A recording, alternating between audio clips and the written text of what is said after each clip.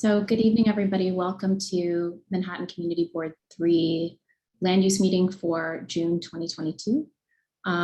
We have a couple of items on the agenda tonight. Before we start that, I'm going to let Paul, who is handling our Zoom, talk about the rules of how we interact with each other on Zoom tonight. I'm Inez Turpin. I'd like to identify myself because I'm coming from one meeting to another, so I'm in my car. Okay. And when I get home, I'll go on Zoom. But I didn't want to miss any of the meeting. I am Inez Turpin. I am the treasurer from Campos Plaza 2. Okay, thank you. All right, good evening, everyone. Welcome to Manhattan Community Board 3's land use meeting for the month of June 2022. The rules for tonight are pretty simple. If everyone can put your name and affiliation in the chat box, please, right now. And if you have your screen name has one name or a like something that says the Galaxy tab or something like that, please change your name to your first and last name so that way we can identify you when you are called upon. If you're calling in from a phone, I believe the chair will recognize you when needed. I believe the chair will have 2 minutes for public comments tonight for each person, but that is at her discretion. So I'll give it right back to her. Okay, thank you. Thanks, Paul. So as I said, we have a couple of items on the agenda tonight. I'm going to start with taking the attendance for the folks that are on the committee. We'll then move into approving the minutes from last month. And then I'm going to talk about the breakdown of the agenda for the rest of the evening and how you all will be able to provide your comments. So I'm going to go ahead and take roll call for the committee. So just indicate if you are present. So Anisha Stephen, present. Herman Hewitt. Trevor Holland. Here. Olympia Kazi. Here. Damaris Reyes. Here. Jackie Wong. Here. Dominic Berg. Here. Steve Herrick. Here. Great. So we circulated the minutes from last month's meeting over email. I will take any comments to those, otherwise those will be approved. Any comments? There was a typo. It's Campos Plaza, not Campos in the second line. I'll make that change. Thank you. And also one more thing, it calls it a large scale plan. And the actual title is large scale LSRD, large scale residential development plan, because it's a term for the planning department. Okay, so we'll take those two changes. Anything else? And with those two changes, are the minutes approved? Hearing no other comments, we'll approve those. Okay, so our first item on the agenda is the Campos Plaza 2 large-scale residential modification. We are going to hear 3 sort of presentations or mini presentations about it. The follow-up from the last meeting, we wanted more information from the developer about the private site and their proposed building. We wanted more information from NYCHA about the agreements and process they've been through with the residents of Campos Plaza 2. And then we wanted more information from the tenant association and residents of Campos Plaza 2 of what their process has been. So we're going to start with Madison Realty Capital. I keep on wanting to call it the other name, but Olympia, you have your hand up. Yes, so just for brevity, so we saw some of the presentations last month, and a lot of it doesn't focus on the land use action. In fact, some information we need for the land use action was not presented at the time, and I have specific questions. So I just wanted to ask Madison Realty and NYCHA if they don't dwell too much on generic information about the project and they focus their presentation at the data that we need for the action with the LSRD. So we will also, after each of these sections, we'll give the committee the opportunity to ask questions to the developer and to NYCHA and to the tenants. After that sort of section, we'll open it up for comments from anybody who'd like the chance to speak.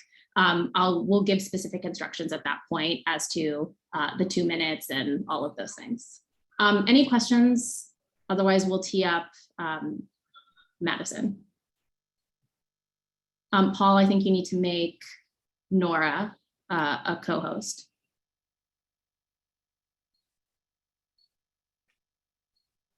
You're gonna need to share your screen, correct? Yes, please. Okay, give me 1 second. And thank you, Olympia. We have definitely focused this. This is a very brief. We just have a few slides here to really focus in on, since this. Go ahead, you can share.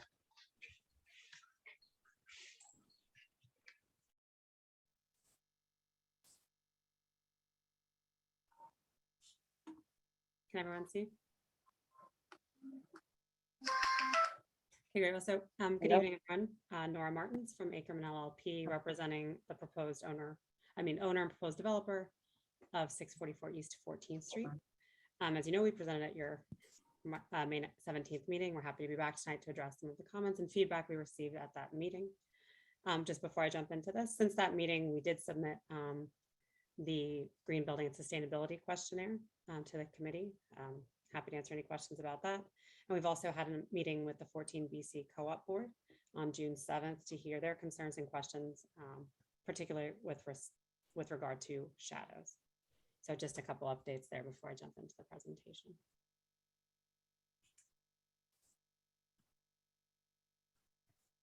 Sorry, I can't hear you very well. Oh, can you hear me now? Nope, it's still kind of faint. Sorry, 1 second. Not sure what the issue is.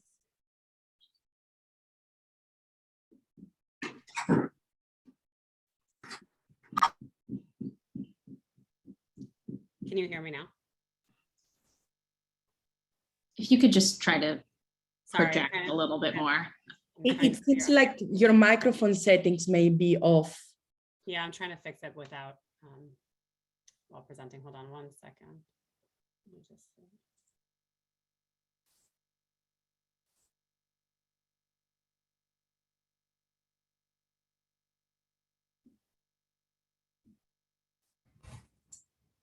Is that better? Much better. Sorry, thank you. Do you want me to repeat what I said before, or were you able to hear it? Go ahead and repeat it. Sure. So just introducing myself, Nora Martins from Ackerman LLP, Land Use Counsel for the owner and proposed developer of 644 East 14th Street. I'm happy to be back tonight to address the comments and feedback we received at the May 17th Land Use Committee meeting. Just before I get into this presentation, which is, as I said, very brief, wanted to update the committee that we did submit the requested questionnaire. Happy to answer any questions you may have on that. Hopefully you've had time to review. And we've also held a meeting with the 14 BC Co-op Board. We had that meeting last week on June 7th to hear their concerns and questions, particularly with regard to shadows. So just a quick update there before we get into the requested action and proposed development here. So the requested land use action is a non-ULURP modification to reflect certain changes to the previously approved large-scale residential development that facilitated the construction of Campos 1 and Campos 2. So the modifications are listed on this slide.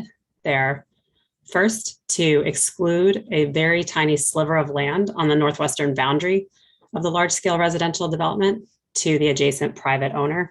There was a conveyance of property, I think, like back in the 80s, likely due to an encroachment of the adjacent building, but that was never actually reflected in the zoning lot for the large scale. So we're making that correction at this time. The second modification is to include the development site, which is 644 East 14th Street, within the zoning lot and the large scale residential development. And that's 2 and 3 are kind of the same, merging the zoning lot and the development site. Number 4 is to facilitate the transfer of approximately 104,000 square feet of floor area from Campos 1 and 2 to the development site at 644 East 14th Street. And finally, to approve the construction of a new building on the development site within the large scale residential development. And you can see on the image here, the red outline is the existing large scale plan. And on the upper right corner is the proposed addition to the zoning lot that includes the development site and the proposed development.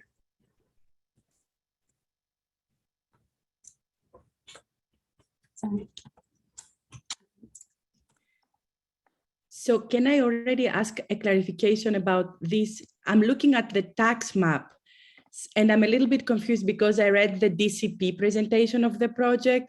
So just to clarify, is block 28, block 29, that is basically part of where you're building, according to the tax map in page 16 of your previous presentation, is already part of the LSRD. Is that correct? No, the development site is not currently part of the LSRD, no. So can you check the tax map that was included in your presentation that you gave last week, and I can put the chat in and just tell me what I'm misunderstanding, because it has a dotted blue line that indicates the existing LSRD and it includes lot 29. Right, that tax map was prepared for purposes of showing the proposed expanded large-scale residential development. So that we understand, the actual major action that we are considering then is adding your entire lot that you are developing within the LSRD. Right. So this outlined here in red is the existing LSRD occupied by the 4 Campos Plaza buildings. And then, sorry, it is very hard to see in this on the Zoom screen, even though I have magnified it. Sorry, but I'm happy to look at the link that you shared before the presentation. Is that the same one as last month? The link that was shared, I'm not sure what. The tax map that I'm referring to is page 13 of the previous presentation, and it has very clear maps that we can see, because in this one we can't really see. Sure, here, let me call it up if that's something that, that everyone would like to see. I can call that up from the last presentation. Hold on one second. We should go ahead and do that, but after that, we'll let you finish your presentation and then take comments at the end of it. Sure. That's not a comment, Anissa, it's just major, because it was not clear in the presentation that the whole lot is actually excluded, where the tax map they presented, that I assume that was the as of state, is actually the proposal and not the current state. Right, sorry, that's the standard format that city planning follows. But happy to clarify that. Sorry, having a little issue here. Sorry, these documents are very large, so.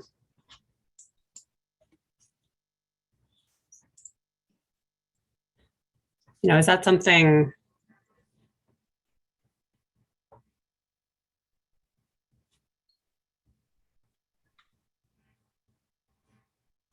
Maybe that's something I can provide later. I'm having a little trouble calling it up and I feel like it's not a great.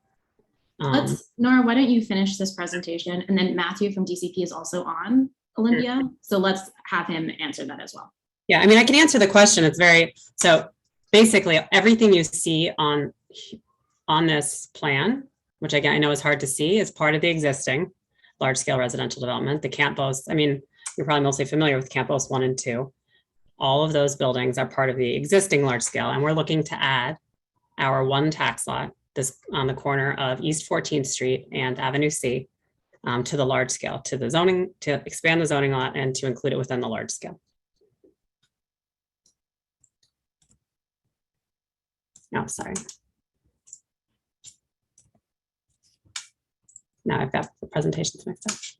Okay, and then just I think to really compare and to answer some questions that were asked at the last meeting, I have here a comparison of the proposed massing of the development compared to an as of right massing and development at the site. The land use action that we're requesting is a non-ULURP modification needed to make the changes to the existing large scale that I mentioned before, but otherwise the development is as of right in the existing zoning. The envelope, the height, all of that is as of right under the existing zoning. And the building's been designed to be consistent with the massing and development of the other buildings in the large scale height-wise, and also with regard to the setback. All of the Campos buildings are set back from the street.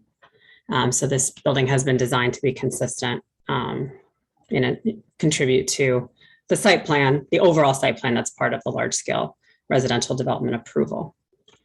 So in the proposed massing, we're proposing a 24-story building, which would be 234 feet tall, and then a 30-story bulkhead, which would not be visible from the street.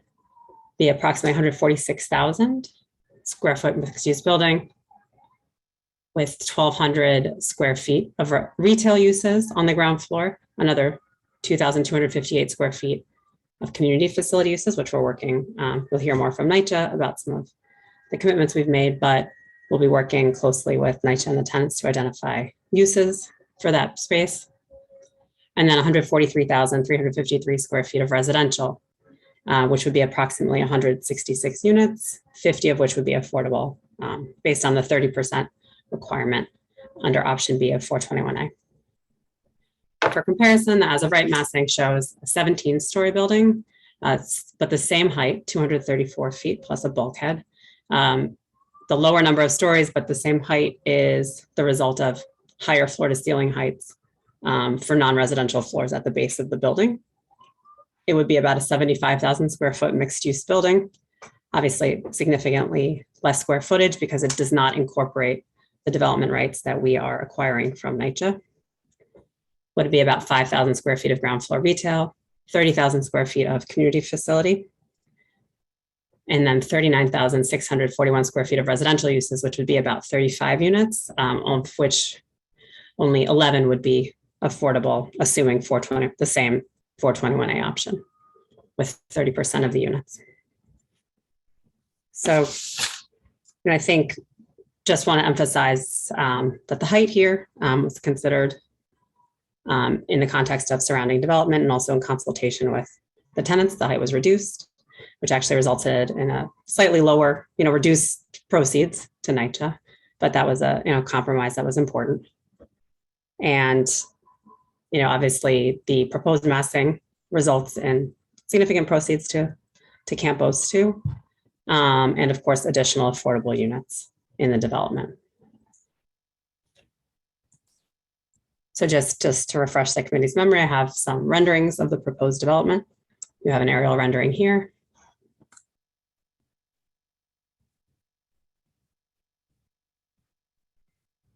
And then the proposed ground floor rendering showing the building setback at the base on 14th Street and Avenue C.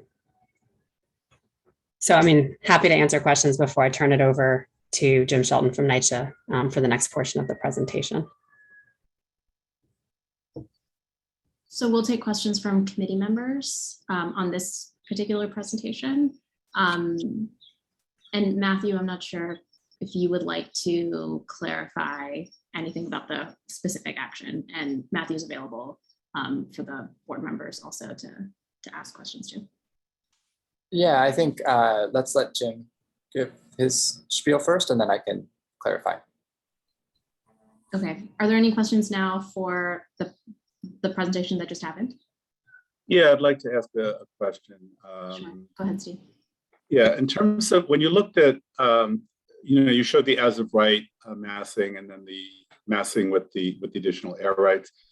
Did you look at other massing scenarios to see, because the 17-story building was still fairly large, and you definitely had set it back more of a tower sitting on a base. If you had massed it so it was more like in line with quality housing guidelines, did you look at what the height would have been as of right, as well as with the proposed massing that you have now?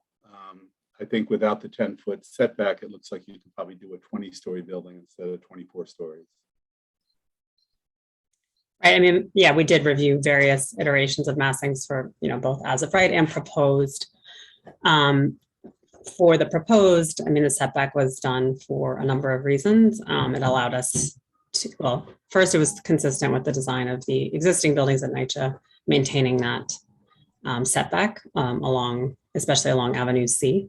And then also it allows for use of the alternate sky exposure plane, which allowed us to basically maximize the amount of development rights that we could acquire from NYCHA.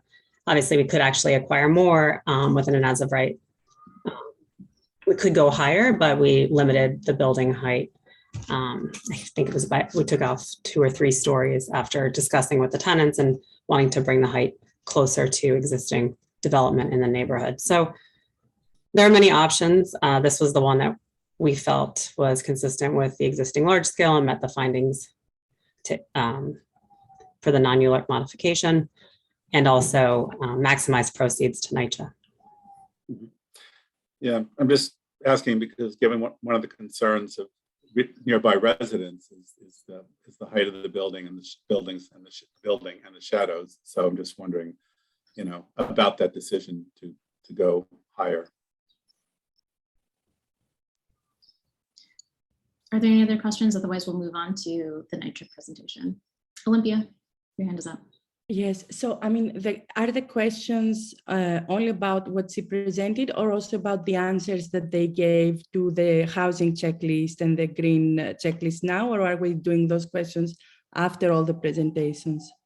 We can do either if it makes, do you want to hear the other pieces of this before you answer them? I mean, we can, so let's do all the questions after. Okay. I just wanted to understand. Can I ask a question? I'm sorry, can I ask a question? Who is speaking? I'm sorry. This portion is only for. No, I just wanted to let everybody know that I'm getting off my phone and I'm going on to the Zoom call now. Okay. Thank you very much. I appreciate your understanding. Thank you so much. David, your hand is up. Yeah, I don't know if it's appropriate to ask now. But I'm interested in what's going to be done to protect the building immediately next door. Let me know if this is not the time to do that. We'll get there. Let's keep on going with the presentations. Jim, you're up. Great. Can I be allowed to share screen? I don't know who's controlling. You're good, Jim. Go ahead. Sorry, I have it. Thank you, Paul. I'll just get everyone, bear with me for one moment here.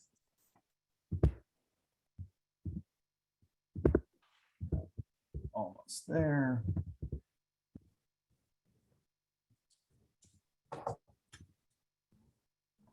Okay, can everyone see this and hear me clearly?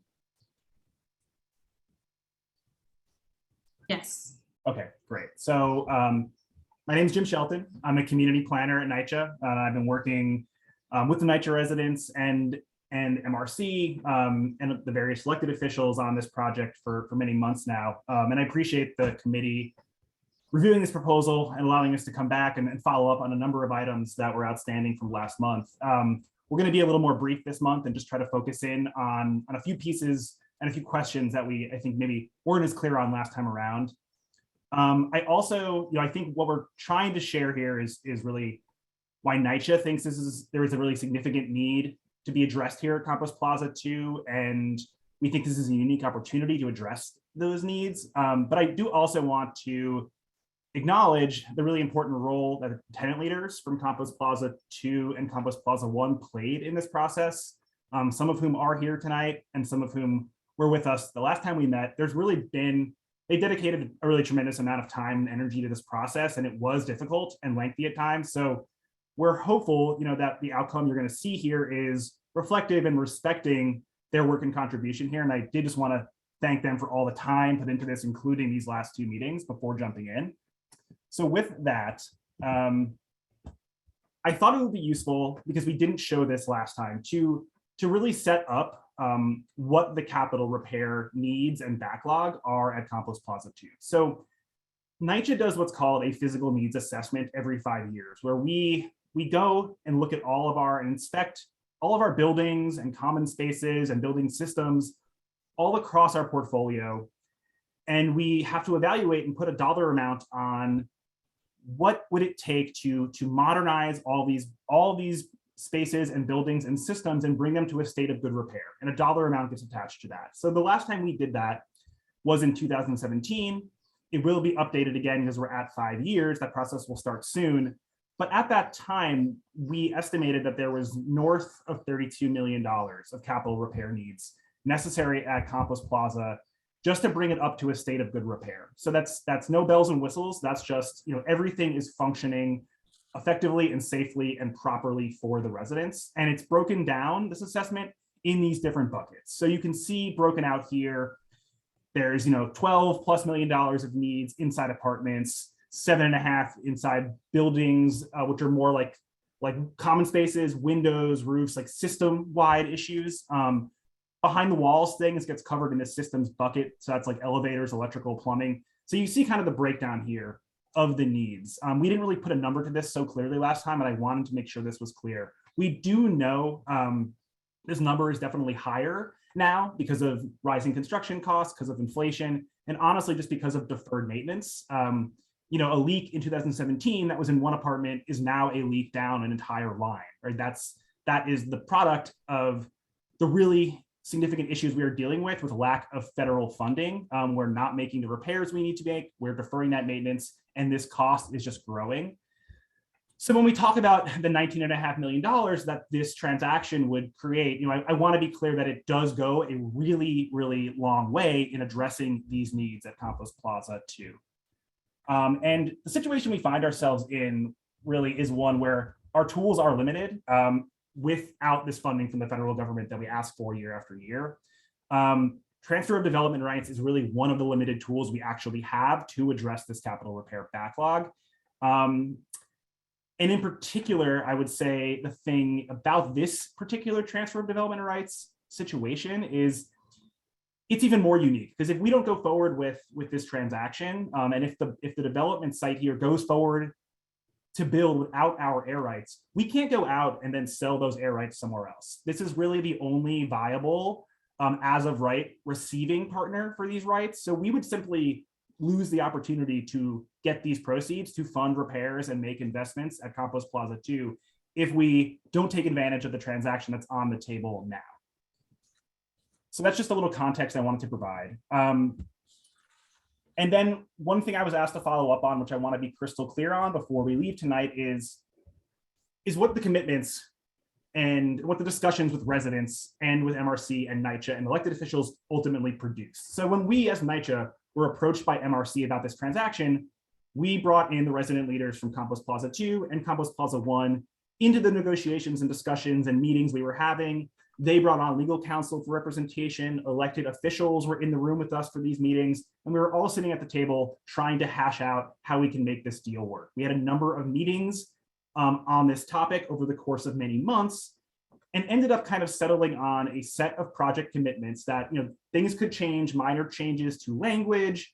Nothing's been signed, T's haven't been crossed, I's haven't been dotted, but in general, the parties here agree in principle to some of these commitments. So the really major one for us in terms of how NYCHA thinks about this is this significant amount of funding, $19.5 million to be exclusively used at Campos 2. It's not going to go into a general fund. It will only be used at Campos Plaza 2. And we commit to using that and spending it out through a collaborative process with the tenant association and NYCHA residents. So we're going to do a community planning process to essentially figure out how these proceeds will be used, and they'll be prioritized based on feedback and input from residents. There will also be a NYCHA resident hiring plan conducted in collaboration with NYCHA, but the 644 East 14th Street development team would be doing the hiring, as obviously they're running the construction in this process. We've committed to collaborating on that. Other commitments here are there will be a preference in the new building, a 25% preference in the rent restricted units, that's 13 units, for NYCHA residents. Were they to want to move into that building and apply for the lottery, there would be a preference. There is community facility space set aside in the new building at 644 East 14th Street. And we've agreed that the programming, the tenant for that community facility space, it will be community serving. And we will decide on what that tenant, the best fit for that tenant in discussions with the tenant association, the developer, NYCHA, and the local elected officials. It's going to be the product of ongoing conversations and consultation to find the best community serving fit for that space. There will also be street trees planted, not just in front of the new building, but also in the streets surrounding Campos 1 and Campos Plaza 2. Before wrapping, this has been stated earlier, but these other commitments are also part of this. So the new building, the 644 East 14th Street building, will be subject to a height limit, 234 feet. This was meant to be consistent with neighboring Haven Plaza's height. It's the same height. This came out of ongoing discussions. There was an earlier proposal for a taller building. The NYCHA resident leaders wanted to see a height reduction, and we pushed forward, to make a change based on that request, and landed on this proposal that's consistent with the neighboring building, Haven Plaza. The affordable set-asides you just heard Nora present on, but in the new building, there will be approximately 50 units based on the 421A option B terms. So that's 17 units at 70% AMI, 33 units at 130% AMI. There will be ground floor retail in addition to the community facility space. I know this item is very important to this community board, but the outdoor spaces, so terraces, roofs, balconies, they will all be subject to enforcement of quiet hours, 11 p.m. to 9 a.m. all days of the week. We really brought this up specifically. I remember this being a consistent issue when I worked for the community board. This is going to be part of the commitments. And then finally, there was a commitment to pedestrian friendly ground floor design, which is more of an urban design concept that I think the other team would be a little more suited to explain in more detail. But those were the commitments that came out of these discussions. And that's really all I wanted to highlight tonight. I'm happy to take additional questions, but I just wanted to make sure I was very clear on those points if they got lost maybe a little bit in the more technical discussion last month. Thanks, Jim. We have one more sort of section of the presentations. Trevor, if you want to just hold on just a second, we'll let Ms. Bookin speak from from Campos Plaza 2 Tenant Association. We had asked for information about sort of the process of the discussions with the development team in NYCHA. So Ms. Bookin, if you're available and on, if you'd like to speak. Hello. Hi, everybody. My name is Christine Bookin. I'm the president over at Campos Plaza 2. Right now, I do support the air rights project that NYCHA presented to the association and tenants. It's been some time now, but after we met with NYCHA, I requested representatives, our elected officials. I've asked for some tenant leaders to also be there to get advice and to talk about the do's and the don'ts of a building such as this height coming up here. Also speaking to the tenants on a regular basis. This has been going on for about 10 months now that we've been talking. It never came to mind about what came up at the last meeting where other tenants felt that they were being affected by this. And it wasn't our job to inform those tenants. That's totally not how it should have been. And that's totally not how it should have came out. What people need to understand is that we have a great need here. We have been without so much for such a long time. And as you know, he said, funding is just not coming in. So having this extra piece of money to add to the RAD PAC program would be like icing on the cake for us. Would it benefit others? I don't know. My concern is the tenants here at Campos Plaza. As I said, we've been without brand new windows for years. We have air ventilation problems. We have, continually flooding going on in the buildings, water coming through the bricks. And these are all major repairs that need to be done, and NYCHA just cannot do it. I myself, I'll speak for myself, For 21 years, I've had an ongoing flood in my apartment every time it rains on my side of the building. Okay, and I'm facing the buildings on East 14th Street. So just to give you an idea what I deal with every time it rains. Okay, it's just an ongoing discussion, and it's time to see action. This is why we really support receiving these funds to help and assist us in making those major repairs.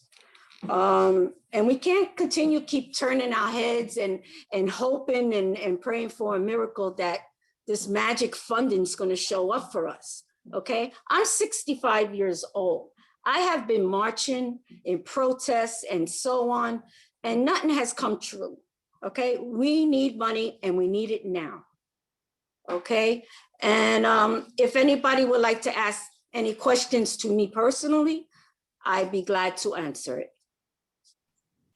Thank you. So I'll ask one follow-up and then we'll open it up to the rest of the committee to ask questions about everything that we've heard. But Ms. Bookin, could you describe a little bit about some of the factors that you considered? I know that there were questions about affordability, about the height, any details about that. And I also know that Ms. Turpin. Yeah, there were. As I said, it's been about 10 months that we've been talking about this, and we have been coming back to the table. Yes, I don't believe towers belong in the Lower East Side, but when people are willing to work with you and help us try to fit a building into our surrounding area that would match similar to Campos or Haven Plaza, you know, we're for it. You know, we don't have a problem with it. We feel that this is just a small, minor detail. It's only a couple of floors more, okay? We did ask for reduction. We asked for quite a few things. But as you know, Mr. Shelton said, you know, it brings down the monies for us, which is fine, you know, as long as we're not having an 80-story tower up here, you know? And these monies will benefit us. And I also know that Ms. Turpin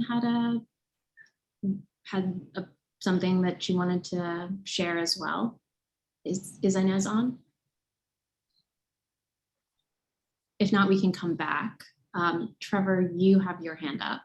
If you would like to ask a question. Thank you. I am unmuted now. Oh, okay. First and foremost, thank you everybody for waiting for me. I was on the FDR. I was on, what happened? Okay. I lost everybody now. No, we're here. We got you. Okay. I lost there. I was on the FDR drive. And thank you everybody for their patience. I was on my phone on the FDR drive, coming from uptown from another meeting. I myself, we here at the tenants of Campus Plaza, as my president, Christine Bookin, has said, and before I got involved, there was other presidents before me.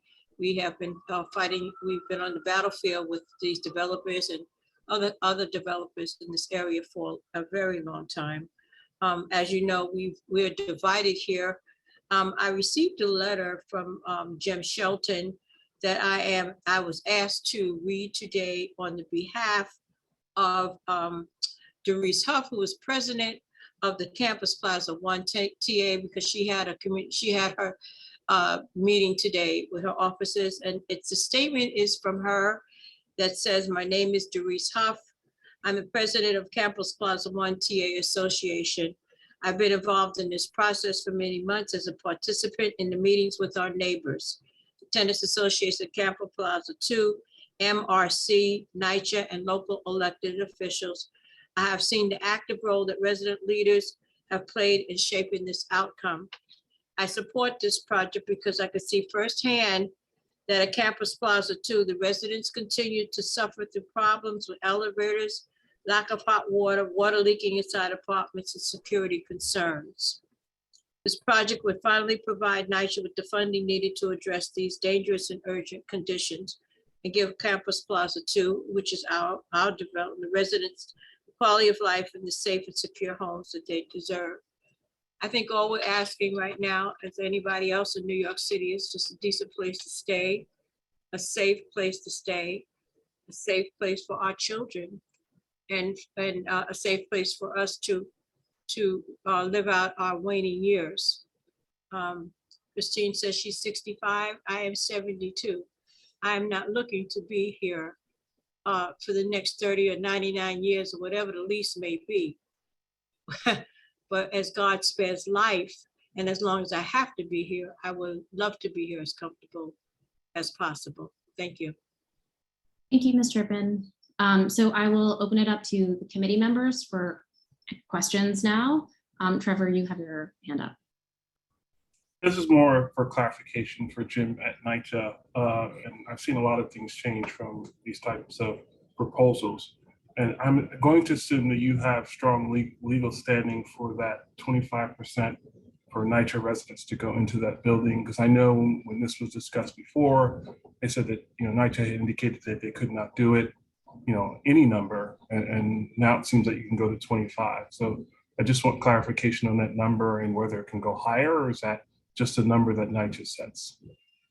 And I'll give my limited response, given that I'm not the legal counsel on this, but I wonder if additionally maybe Nora might have some feedback on this. But my understanding was that in general, these community preference requirements sometimes are subject to fair housing issues. And there was some concern that we wanted to make sure that any set aside was consistent and legal in terms of complying with fair housing. And the 25% number, I know, was the number that our legal team felt comfortable putting into the potential binding document that all three parties would sign. So I would say pretty confidently that they must feel strongly that this would pass legal muster, or I don't think they would have included it.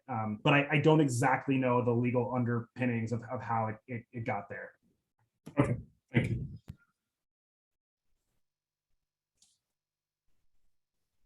Are there any other questions from committee members at this time? Olympia, we'll do Olympia and then Jackie. And then also just flagging that Matthew is available if there are questions specifically for DCP.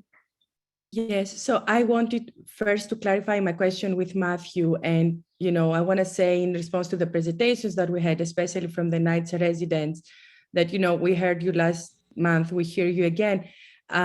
This is a land use action, and we need to look at the details of what we are condoning, because it is a legal framework that then can be replicated in other large-scale residential developments, right? Like 2 bridges, etc. So Matthew, my question is, I read all the material and I'm still very confused because they refer to a sliver of land that in the past it was like literally strips of lands. But my understanding right now is that the action that we'll be taking at the zoning level is adding the whole site of this development in the LSRD, where previously they were not included. Is this the case? So let me back up a little bit. There's 2 types of actions that a board will see. A discretionary action, so that's where you have a special permit, and that's basically saying if you're asking for a height waiver, that waiver is appropriate and you're meeting a number of findings. The second type is a ministerial action. Those are typically referred to the board, so not a ULURP item, and those are kind of a checklist. So with the fresh stores that we have, they have to be a certain size, they have to have a certain amount of, these are grocery stores that allow you to have a little bit of a bonus, not in the Lower East Side, but elsewhere in the city. For those, there's 3 checks you have to hit related to the size of the store, things like that. Non-ULURP modifications are in between those 2 actions because they're referred. And what we ask at ourselves at City Planning, what the commission is weighing in on, is 2 things. The first is, are they requesting any additional waivers or modifications that would normally require ULURP? So in this case, no. So you've heard Nora say that the building would otherwise be as of right, if not for the large scale. And that's true. So that's just one is done. Two is, do the proposed modifications to the site plan continue to meet findings of previously granted waivers? And so the previously granted waivers on this site were when Campos 1 and Campos 2 were constructed in the 80s. They needed to kind of move around the rear yards. The buildings need to be located closer together. There were some height and setback waivers that were granted at that time. So then we look and say, do the modifications that are being requested today, do those impact those previously requested waivers? And our determination is no, because that's why it's a non-ULURP action. If those findings were impacted, you would have to redo the special permits again. Yeah. So all the things that Jim talked about in terms of the affordability, in terms of the community agreements, none of that is part of the approval. No, in fact, that's why I was saying they're helpful. They're helpful to understand, because you don't want to look at these things in a vacuum. You want to understand what the action is facilitating, but they're not going to weigh in on the approval that the CPC is making. So the CPC is basically looking at that statement of findings and saying, does this new development and that sliver of land, these tiny little changes that are being made, and the sliver of land is really just a cleanup action because it's from the 80s. It's just to make sure that we don't have like a foot of a building inside and outside of a large scale that just isn't allowed, doesn't make sense. So are these different actions impacting those previously granted waivers? And you can see how they outline, no, they're not impacting those waivers. And so when I go to the commission on the 27th, I'll say the department's stance is that there's no modifications being requested on top of these, and the proposed development and these other little minor changes are not impacting the previously granted waivers. And so that's why our recommendation will be to approve the action as a non-ULURP modification. So, but my question was not around whether why it is a non-ULURP and not a ULURP. My question was more to the actual land use actions that we're taking today. And the way that I read the material, it was one, we were merging two lots so that they have the rights to sell the more air rights. And then the second thing, and that's where I keep referring to the tax map that was presented to us at the last month presentation, it is unclear to me what are the current boundaries of the LSRD, and whether in the tax map they have lot number 29 on page 16 of the presentation that they gave last month. And that one seems to be already included in the LSRD. Is this No, it's not. So the first question, there's only one land use action you're approving.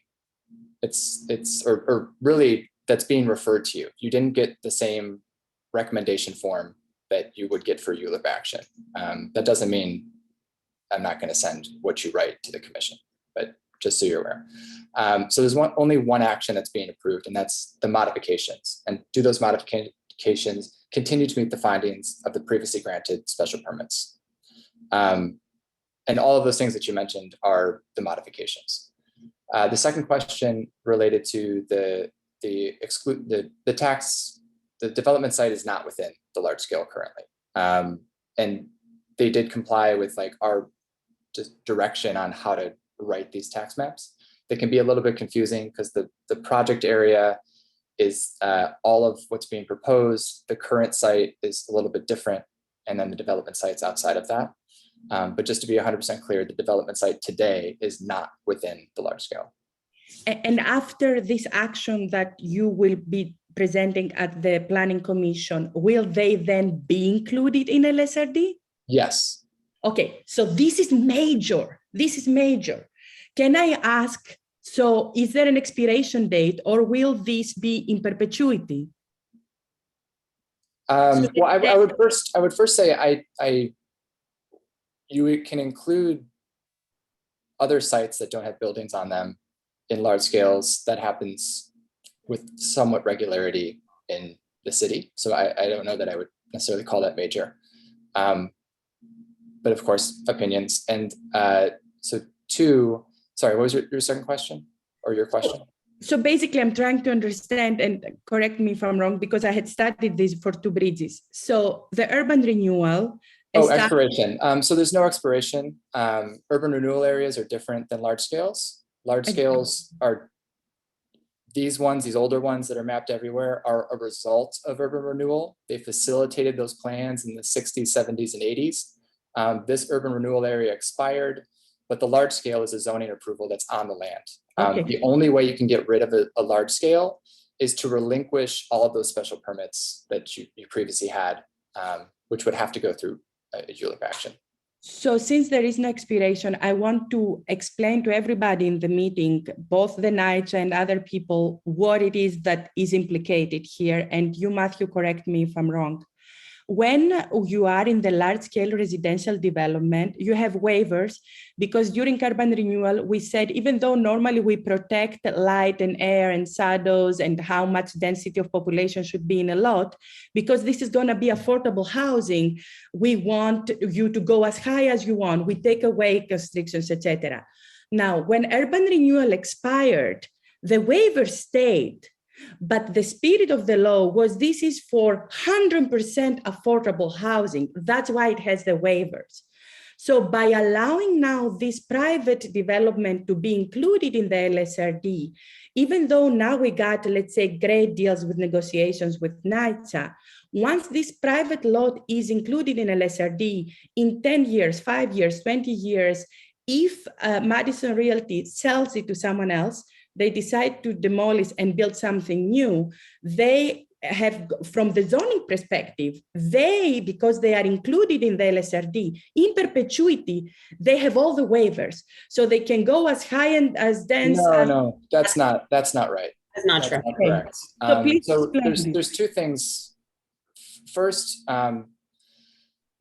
large scales were not exclusively for affordable housing. They largely were. There's a lot that don't have that. It's not saying we want to maximize the affordable housing. It's saying we have a super block.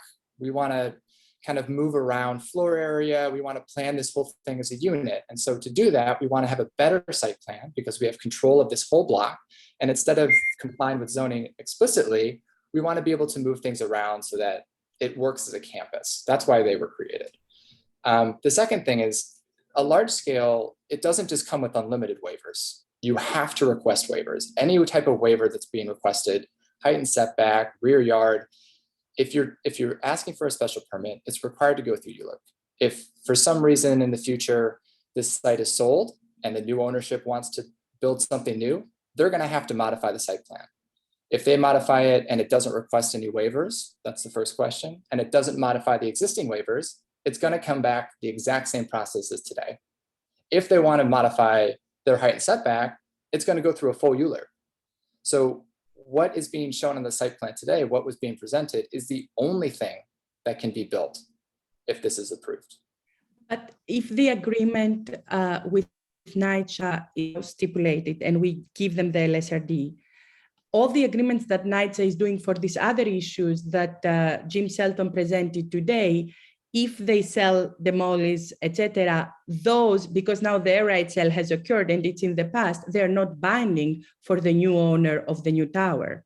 I'll let them, so that's not something that's part of the approval, but I believe that's tied to the land through a separate legal document. Yeah, we can explain that. Yeah. And I think maybe additionally, it might be useful after I explain that piece of it. Maybe if Nora or someone from the 644 team wanted to explain the additional restrictive declarations that ride with that property. But in terms of like the agreements that I focused on in my presentation, those 10 bullet points, the plan as it stands today is that we are going to enter into a binding legal document with 3 parties that would include MRC, include the tenant associations, and include NYCHA. So that if any party at any point, whether it doesn't really almost in certain ways, the point of this is to say this document exists so that if any of those conditions changes and the conditions that the tenants agreed to here aren't met, that they have legal recourse to take legal action against a party that is violating the terms of that agreement. So that's a separate legal document that would live on its own. It wouldn't be part of the zoning act, or sorry, it's not a zoning action, the modification today. But in addition, in the new building, certain things like there's kind of overlap there, because things like the affordability in the new building would be governed by a different set of regulatory agreements. That's a 421A project. So I can't speak to that in as much detail, but maybe the other team could explain how there are additional documents that govern that. Yeah, sure. I mean, I think it's also just important that in addition to the agreement we'll have between, us, NYCHA, and the residents, there will also be, and we're still working through the legal mechanisms, but there will be something recorded against the property with some of these restrictions. So, this project, given the fact that we have to become part of the large scale plan, actually offers more protection that the project you see is what you will get, or something smaller. That approval, like I said, as of right, we could go taller, but the large scale approval coupled with, it's like belt and suspenders with the agreements and restrictions we're agreeing to in connection with the NYCHA transfer will really limit the height of this building to what is being shown, the setbacks, the bulk. It really can't exceed that envelope without us coming back to you. Olympia, I'm sorry, I thought of if the building is sold, like would NYCHA lose access to the sales proceeds? And we should be clear that that transaction would happen soon, right? That would happen at the beginning of the process. We have to kind of consummate and execute that transaction before this can move forward. So NYCHA would actually have the money up front. That can't be kind of clawed back through this process if something changes with ownership of the new site. Let's let other board members ask some questions, Jackie and then Michelle, and then Steve. Just to reiterate, this portion of questions is just for CB3 board members. Jackie, go ahead. Nisha, hi Jim. My question is for you. It's regarding your follow-up question number 2. So you said in the reply that right now you have 15,000 units across the NYCHA portfolio, which is going through a PEG program that represent $3.4 billion in capital repair. So I do some simple math. Each unit costs $226,000. So I just want to know if I understand this correctly, or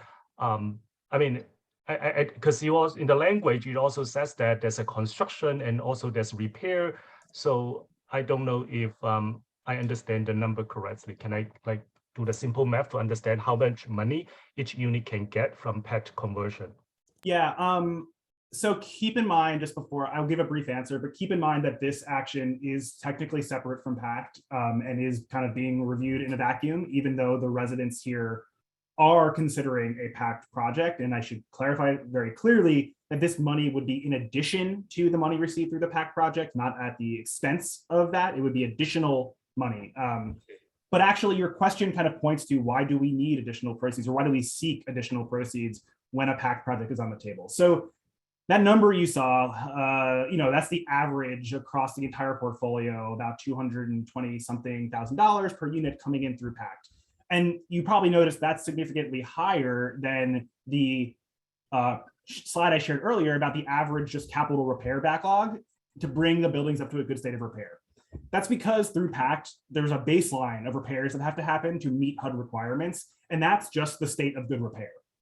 But in every PACT project as a NYCHA requirement, so not a HUD requirement, but an internal NYCHA requirement, we go significantly above and beyond the baseline capital repairs. So we don't just bring the units up to a good state of repair, we bring in additional improvements based on resident feedback. There's a resident planning process that will program how all those proceeds will be used.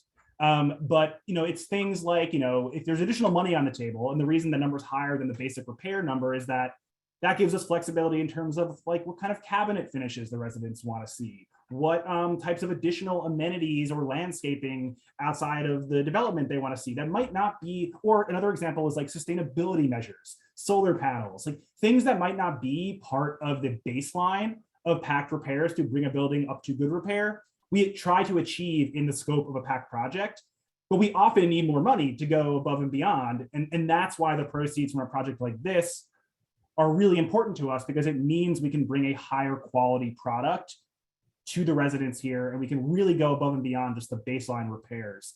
But I should just emphasize again that the PACT situation here is not a done deal. The residents are going through their own process to decide how they want to proceed with that. And we would still like this project, the TDR project, to proceed with or without PACT, because it's still a really valuable amount of investment that we can bring really significant change here, either in addition to PACT or on its own. So that's how we think about it. So I'm sorry, can I have a second question? Yes, and then we'll go to Steve. Okay, so my second question is that, since the Trump administration, the HUD actually put a very restrictive cap on capital reserve a project can hold. And if you are, I guess my concern is that, like, yes, we can upgrade everything, but then with that, I'm sure you have more knowledge on that than me. Would that stop you from getting more funding from HUD to the project? I guess that is my question. So it's a little bit complicated, because if this development were to go through the PACT process, they would transition to Section 8 and be receiving a different federal funding stream. The capital, let me answer your question in order. So I'm not personally familiar with this capital reserve number. I will say definitively $19.5 million definitely does not exceed that reserve, because we have projects at all sorts of developments that are above and beyond that amount of money. Let's just assume a scenario where PACT is not happening. In that case, this money would still kind of flow through NYCHA capital, even though we would go through this community planning process with the residents. So in that case, I don't know, it definitely does not preclude us getting additional Section 9 money. It's politics that are precluding us from getting additional Section 9 money. It's Washington just turning that faucet off. But if we were to do this project, the $19.5 million, I don't think we're up against any sort of reserve threshold that would stop us from doing other work. And if PACT were to go forward, this would simply be an additional amount of money on top of the funding that we're getting through PACT. So we consistently frame it as, like, one way or another, we are trying to grow the pool of money available here to make repairs so that the residents have more options on the table. There's always kind of a feasibility or a price limit to what we can do on any project, and we want to expand the flexibility there and give the residents more options, rather than constrain that flexibility by not putting that money on the table. Thank you. Steve, I'll go to you. Okay, yeah, my question is sort of related to what Jackie's was. Now, Jim, since as of 2017, the capital costs were estimated at over 32 million, and we don't know yet when you kind of reassess what the costs are, and they've grown. I'm just trying to get a sense of, like, depending on the different funding streams that are going to come in, you get 19.5 million from this deal, and may or may not have other funding more immediately available from other sources. How are you assessing, I guess, is it through negotiations with the tenants, like what capital items get done first, and have you got a timeline for that? And has that sort of set of priorities really been set up, or is it still in the very early stages? Oh, I'm sorry, Steve, go ahead. Yeah, just trying to get a sense of, like, assuming this all happens and we vote in favor, is this something that we can expect capital project's going to start in a couple of years or several years from now? How soon can we expect to see these improvements? Yeah, that's a great question. And I think that's a good way to think about it, to kind of conservatively think, let's say this is the only money that comes in. How will that get spent out, and what can it achieve? What we are committing to, and this is a little bit unusual compared to our typical capital project pipeline, is we are going to have the kind of planning and spending out of this money done in consultation with the residents. We are committing to basically running, we do that as a requirement of the PACT program, and we're essentially saying, even if PACT's not happening, we will do that with these proceeds for this project. Now, when we do that for PACT, that typically takes about 12 months of, like, resident engagement and meetings and planning. I think because this is a little bit different and maybe isn't constrained to, like, the PACT program guidelines, we would likely, and this is all kind of up in the air at this point, make a plan with the residents for what that timeline should look like based on their feedback. One of the things here is when that transaction money comes in from or when the proceeds come in from this transaction, we can start using that right away. We've already had discussions with the residents about that. Would you prefer to use this upfront? Would you prefer to hold on to this and wait to use it as part of a bigger pool with the PACT money for that to come in?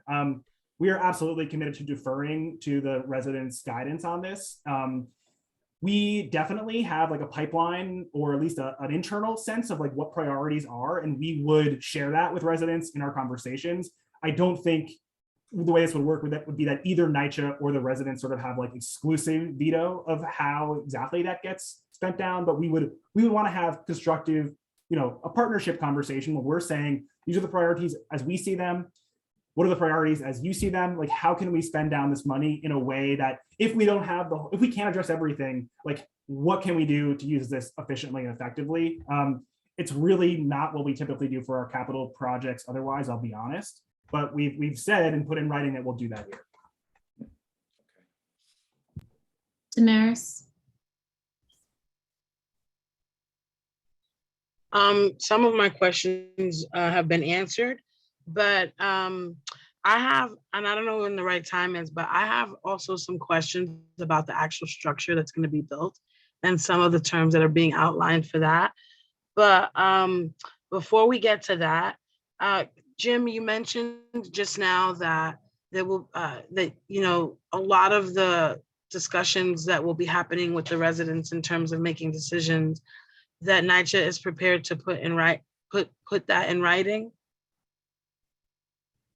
Yes. So one of the things that, and I want to be really, really clear that nothing has been signed yet, but the MRC, NYCHA, and the tenant associations are all basically in agreement in principle to sign a document that codifies this stuff, including basically everything I mentioned earlier. And one of those terms is that we will decide the spending down of all of this investment that comes in through this deal in consultation and collaboration with the residents. I think that was the exact language we used. And in practice, behind the scenes, we're basically saying it would be a planning process like what we would do with PACT. And that's going to be in writing. And once it's signed, it would be legally enforceable. And if we did not follow through with what we said, the tenants could take legal action against us. You said it's legally enforceable? That's the intention. This was a request. That's the intention. Right? This was, yeah. Okay. I guess I should say, maybe it's better for the let's be clear about, say it again. Yes, it might be used. So the tenants retained legal counsel, and I don't want to speak for them, but I'm trying to describe the process. They retained legal counsel, basically for one of the reasons being to create a document that is legally enforceable, to capture all these things and make sure they're followed through on. Or that there's an option that there's recourse if they're not followed through on. And we've agreed as NYCHA that we would sign that. And Anisha, can I ask some questions about the building? I'll just ask them all at once and you guys can answer them quickly. The first thing is, if for the new structure, I was trying to read through the documents and I think I read most of it, but I don't think I found the answers to these questions. One is, will any amenities in that building be available to the affordable, to the units that are affordable at an affordable rate? Because, we have considerable amount of experience when in buildings that the amenities are not equally available to the lower income residents. Two is in the units, we know that there are different standards, but will the fixtures be comparable and the amenities in the apartment be comparable to the non-affordable units? And then I know we talked about this before, but I can't remember what we talked about. And that is the range of the affordability, the duration of it. Are we talking 20, 30? Can permanent affordability be on the table? And then the last part of that question is, in determining the affordability, it says that 20% of the units will be at 130 AMI and 10% at 70% of AMI. So most of us know what the top range of that is, but what would be the low end range? would the rental be determined based on like a range of 10, 20,000, or is there no bottom side to that range? And those are my questions. Thank you. Thank you. Let me. There was a lot, but I know that with time is of the essence, so I was trying to get it in. All right, so I think I got them all, but please remind me if I leave one out. So first question about the amenities. Yes, we did note in our questionnaire response, there will be no charge for the use of the amenities, and they will be fully equally available to affordable occupants. So that's first question. Fixtures will be comparable in the units. Duration of the affordability is 35 years. And then once, once that 35-year period expires, those tenants in those affordable units do have the right to remain as, rent stabilized tenants for the duration of their occupancy. Their rent doesn't just jump up to market rate. And then I think the last question was about the affordability, like the income ranges that are targeted. I believe that was the last question. So yes, it's up to, so 429. What the bottom range was like also, like, so is it like, what was it? I think it was like 130 or so was for the so it's 20%. Like, is it like, oh, the apartments, sorry, the income must range between 100 and 130. Like, what's the bottom end of that? So there's no bottom set. There's only an upper limit. Okay. Okay. So there'll be 10% at up to 70% AMI and 20% at up to 130% AMI. So that's the highest you can market the units at. If you cannot fill those units at those rents, they'll go for lower rents. So, depending on what the market is at the time these are marketed, they could even be initially marketed for less. Anissa, can I ask a clarification about what she just said? Sure. Oh, sorry, you're not asking me. Yes. Yes. So at our housing checklist that usually all the projects that we review present, you didn't give us any specific responses in terms of the makeup. So is it one bedroom? Are you doing studios? Are you doing 2 bedrooms, 3 bedrooms, etc.? How many of them will be for the affordable units, because if you just do studios, etc. And also usually we receive more specifics in terms of, yes, you're going to have 10% affordable up to 70% AMI, but they usually give us a range of how much rent you expect these people to be paying so that we understand the level of affordability. So these usually it's in our housing checklist that is on the website, and all developers usually respond to that. So if you have any, and you didn't, so if you have any specifics that you can share now, that would be truly appreciated. Yeah, and just to add to that, the eligibility, the range is also determined in most cases for eligibility.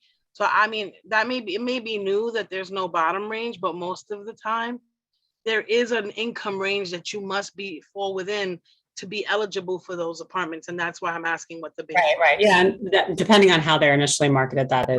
Right. Yes, that's correct. So, and I think, sorry, Damaris, I think you had one question I didn't respond to, which was whether this could be a 100% affordable development.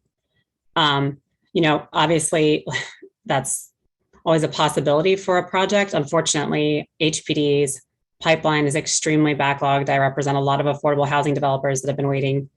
We got ULURP applications approved 3 years ago, and they're just closing now on their financing.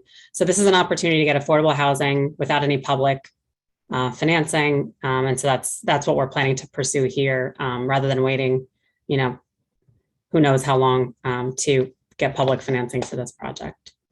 And so we didn't provide the unit mix because we are still developing that. We don't have that finalized to share. I know that we're asking, the board to support this project, and this is all really important information, but we are still at a very schematic design phase for the building. There are a lot of unknowns. We have to get city planning approval. We also have to complete the development rights transfer with NYCHA before we fully design the building. Dominic, go ahead.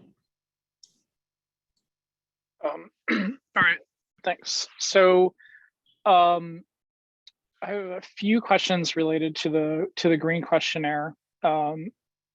If you could, I'm trying to be selective because I have a bunch, but can you explain why you all aren't doing anything above what's required by law for any of the green sustainability measures in the development. That's the first one. I don't know that, we're committing to not do anything beyond what's required by law, but right now we haven't, we haven't identified anything beyond what's required, again, because the proposed development is still in a preliminary design phase. Okay. So along the design phases, I guess my other questions are what's being done for heat reflection, or what would be done for heat reflection on the non-recreation and the recreation areas of the roof. Also, you said in the survey that, the options for water reclamation would be considered, but they aren't in the plans at this point. Would there be a commitment to doing that, as well as making sure that anything on the roof, is not heat absorbent or mitigates heat absorption? And then in terms of the structure itself, I'm wondering, so I know you're in discussions about the community space facility, and I just want to understand if that facility would be able to accommodate be accommodated as a cooling center for Campos residents who may need that for extended periods of time. So, potentially even like, I don't know, 24/7, depending on the heat wave. And considering that, this isn't a heat index, DOHMH heat index area of 3, I think that's pretty important to consider. And then the last thing that I want to ask about, I was a little confused. It read that there were first floor mechanicals, but then in another part it mentioned that there were mechanicals on the roof, and I just want to understand if the mechanicals on the first floor, if there was a flood, would that knock out the power to the building? Okay, sure. So I guess I'll start with your last question first. So with regard to the mechanicals, the building will be elevated above the flood elevation. Actually, the ground floor will be 5 feet higher than the adjoining sidewalk to be 13 feet above the base flood elevation. So, will be flood proofed. However, I have to confirm, and I'm sorry that our project architect actually had a conflict tonight. But I can see if I can just get a response on that and get back to you before the end of the meeting about the mechanicals. I think actually, sorry, looking at my notes, I think they're actually located on the second floor and on the roof. Okay. I think in the survey it said the first floor, which is I thought that was low. Apologies for that mistake. With regard to the community space, again, we'll be working closely with NYCHA and with the tenants and local electeds to identify uses for that space. If that's, I don't know if that's a need. Perhaps air conditioning won't be a big issue if NYCHA has funds to ensure that all residents have adequate working air conditioning, but I think that's something we can add to the list of things to consider if that's a need. And then with regard to heat reflection and water reclamation, we can definitely take those into consideration as we continue the design of the building. I think those are, smart development strategies. So I agree. All right. Thank you. Sorry, David Crane. Thank you. So all right, construction had begun at that site many years ago, and it was after they finished digging the pit and doing the pilings, it was abandoned. Sounds like it may be a different developer, but I'm asking if you are aware of why construction was abandoned. Tell you, but yeah, I wasn't really involved at that time. It is we are not the original developer on the site. I believe that's what I suspected. And you probably don't have detailed construction plans, but there was a lawsuit that stopped the construction there because the pile driving against the wall of 642, the very adjacent building, 642 East 13th, close friend lives there. I watched this whole thing. The pile driving did structural damage to that building. There was a lawsuit, and that's what, presumably that's what stopped the previous development that was happening. You need to be aware of that, and you need to be planning for that, because there needs to be protection for that building. I mean, it was damaged. Absolutely. It came through the Sandy flood, which was severe in that area. And then the pile driving was done, I don't know, 5 years later or something, I'm guessing. Right. Yeah, I think I'm not sure if that is the reason the construction, never moved forward. I'm sure it had something to do with it, but I think that is something that, as we move forward, develop the site, we are very, very aware of making sure that 642 is adequately protected and monitored throughout construction. Yeah. To make sure that we do not So damage. when you start, working up a plan with the developer, it really has to be, a priority. Yes, absolutely. Thank you. Olympia, I'll let you do this next question, and then I think we'll move into comments from the public and whoever else, and then we can open it back up for questions if there are additional ones. Go ahead, Olympia. Thank you. So, I mean, I echo, of course, also Dominic's concern about the fact that, we work a lot as land use committee to make sure that we create these questionnaires, because we know these are again and again for decades now the concerns that locals have when new developers come. So the fact that you are in the design phase, I appreciate that.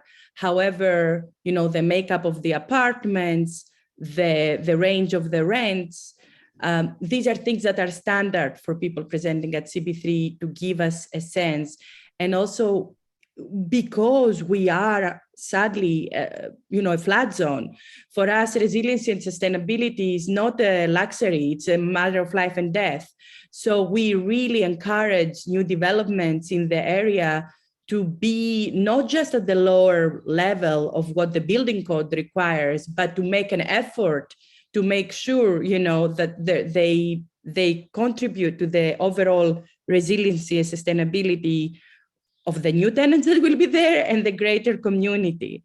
So with that in mind, because I would urge you to give us more answers at your earliest, possibility about this project.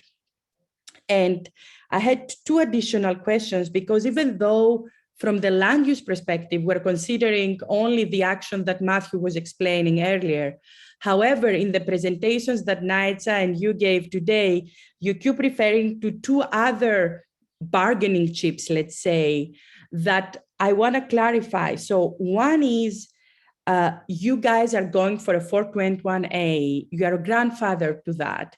And that is what induces you to give a 35-year affordability to 30% of your units, so to 50 units total.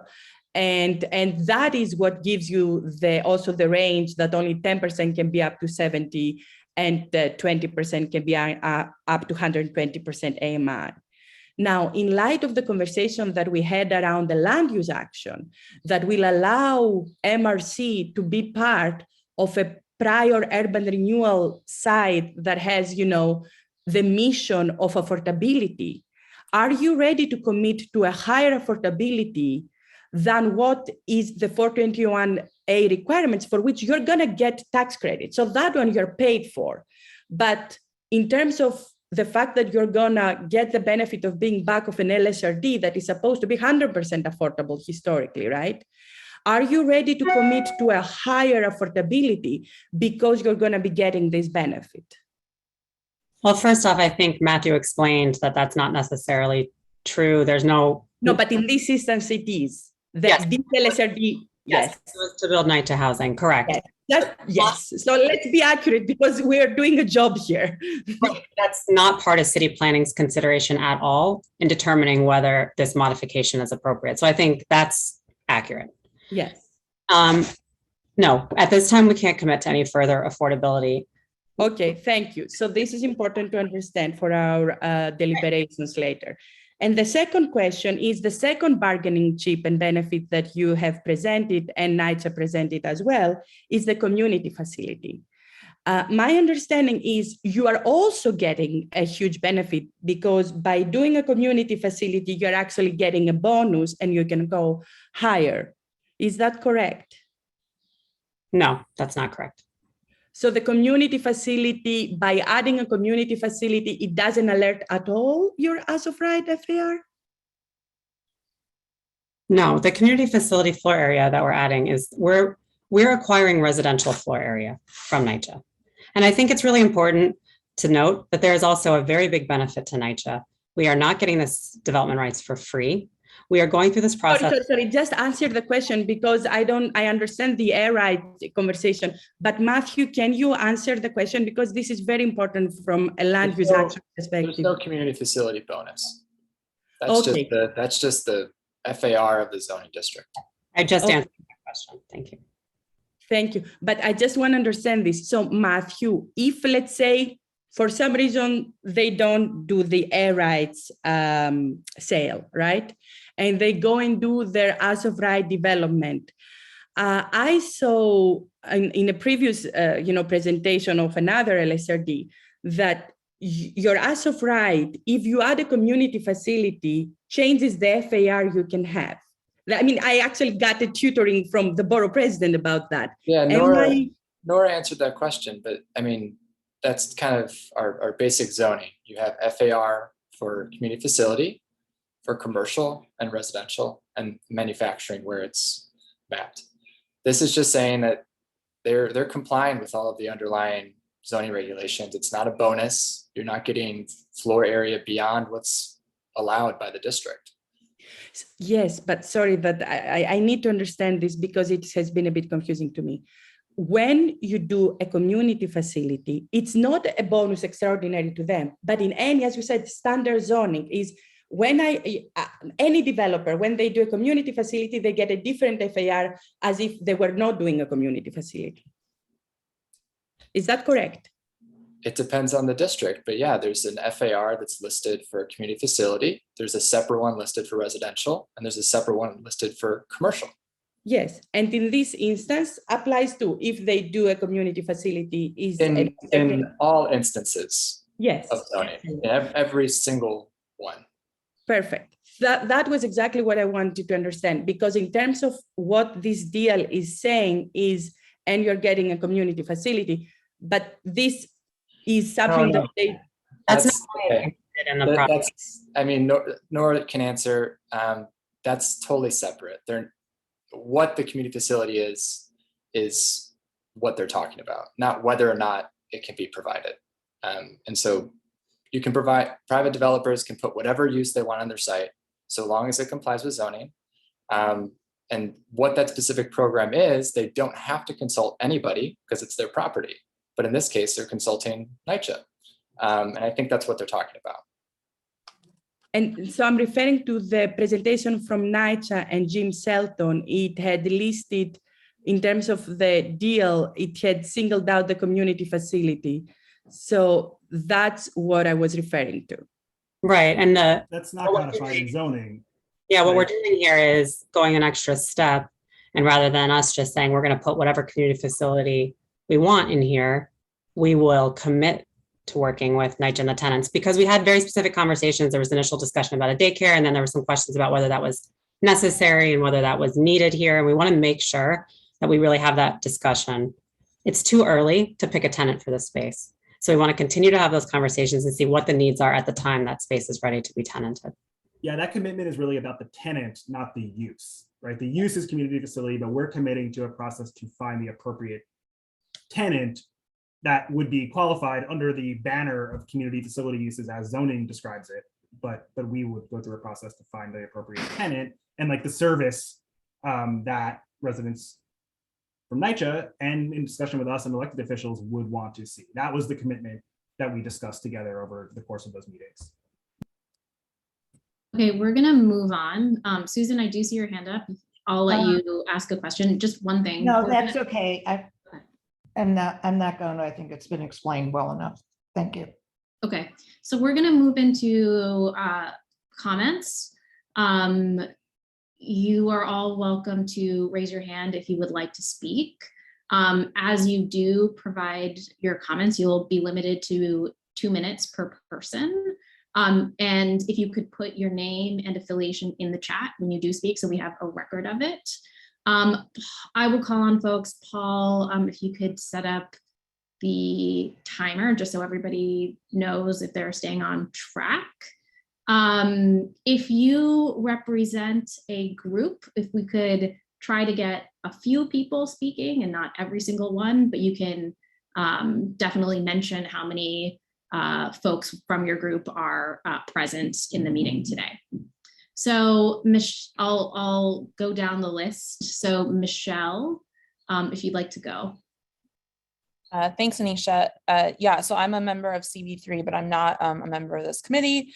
But I just wanted to thank Inez and Christine for sharing their very, very, in my opinion, important and crucial point of view about this. And I know that it's CB3's, historically, we have, in these types of land use actions, supported what the tenants want. And it seems pretty clear that the tenants want this deal. They've spent a lot of time negotiating it.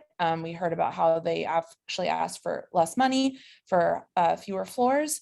And I want us to focus on the fact that the affordable housing that we're supporting here is public housing, specifically in Campos 2. And thank you, Jim, for explaining how the process of spending the money will happen, which is really exciting.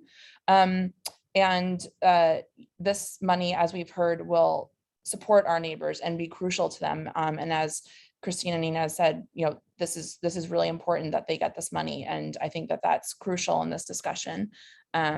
So thank you, Anisha. Thanks, Michelle. We will then go to Josh Waterman and then Chris Rob. Josh, go ahead.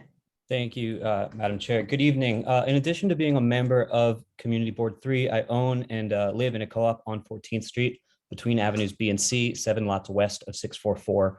If constructed as proposed, the building will cast a shadow over the air shaft of my building. It will add 166 units worth of people to my block.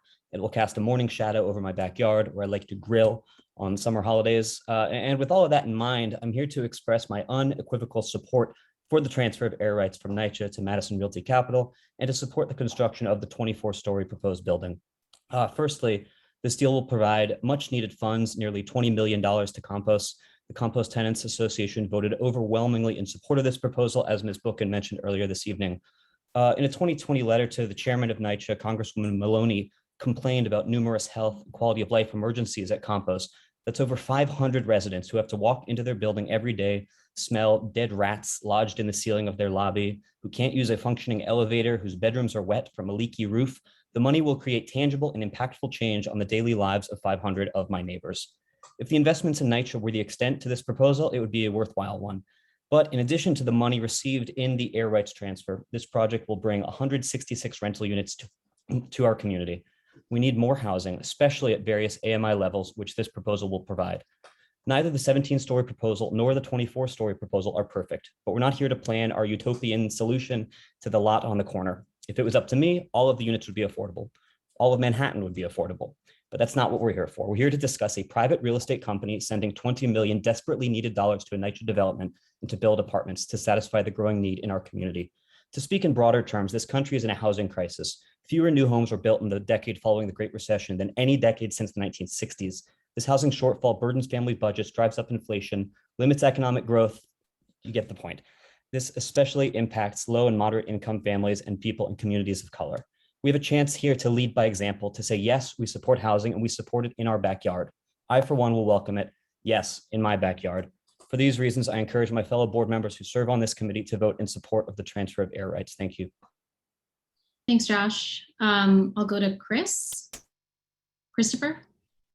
Hi, my name's Chris Raup. My family and I are residents of the 6 building, 120 unit, 14 BC co-op that Nora mentioned having met with last week. We're directly west of the proposed building at 644 East 14th Street. I'm the president's co-ops board, and there are a number of other board members here on the call with me. If it's possible, it would be great if we could kind of say our remarks together in order. We're concerned about the negative impacts of the proposed building on the 120 apartments in our co-op. I do want to thank the Land Use Committee for its action last month requiring the developer to meet with our co-op board and provide further information. They did follow through. We had an informative conversation. It did not allay all of our concerns, and we're going to talk about some of those. Just to be clear, we don't oppose development on this site. We welcome the construction of housing here, and we know that the Campos 2 residents need building improvements, and we support all of that. But we're asking that the plan be modified to reduce some of the negative impacts on our residents and on our property value. So this is a 234-foot, 24-story building that's on the southwest corner of Avenue C and 14th Street. It would be 5 times the height of the adjacent buildings, including our co-op.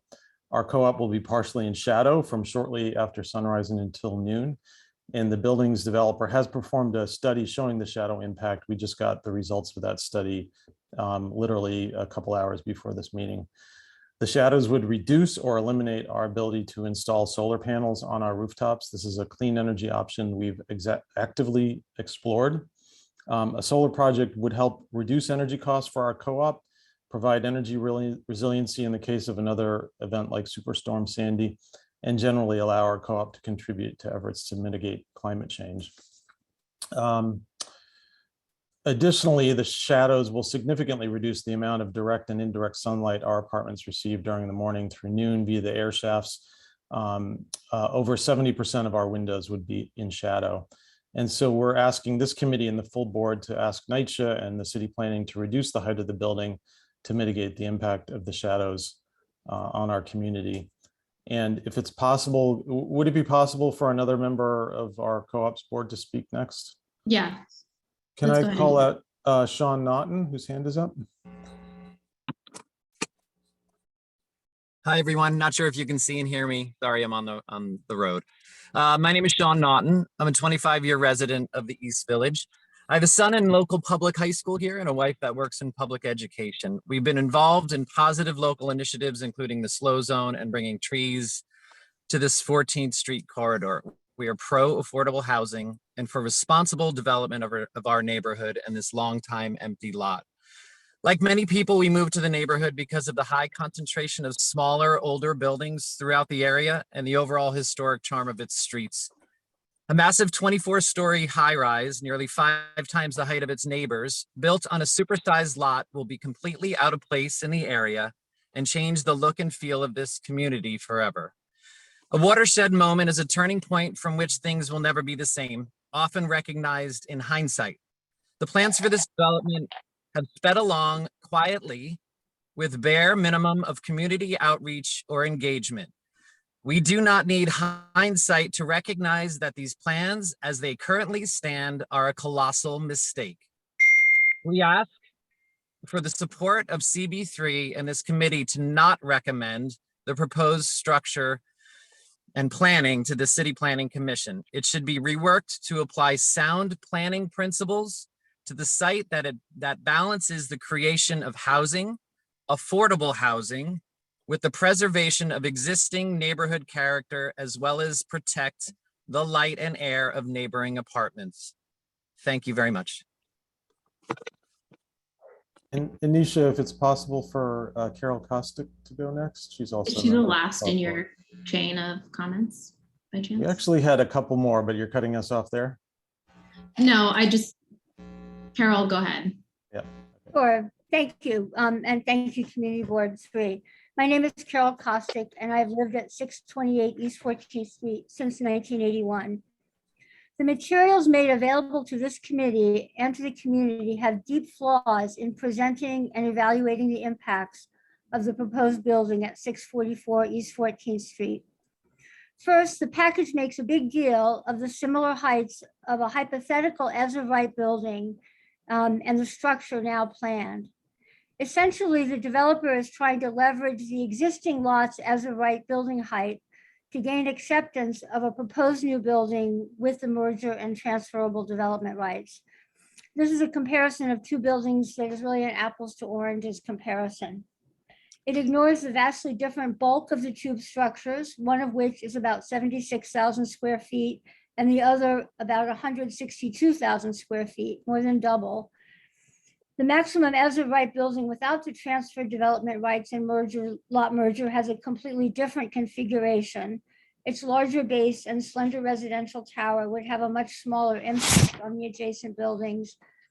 And the maximum as of right building the developer has shown you also appears infeasible as it relies on 5 floors of community facility use.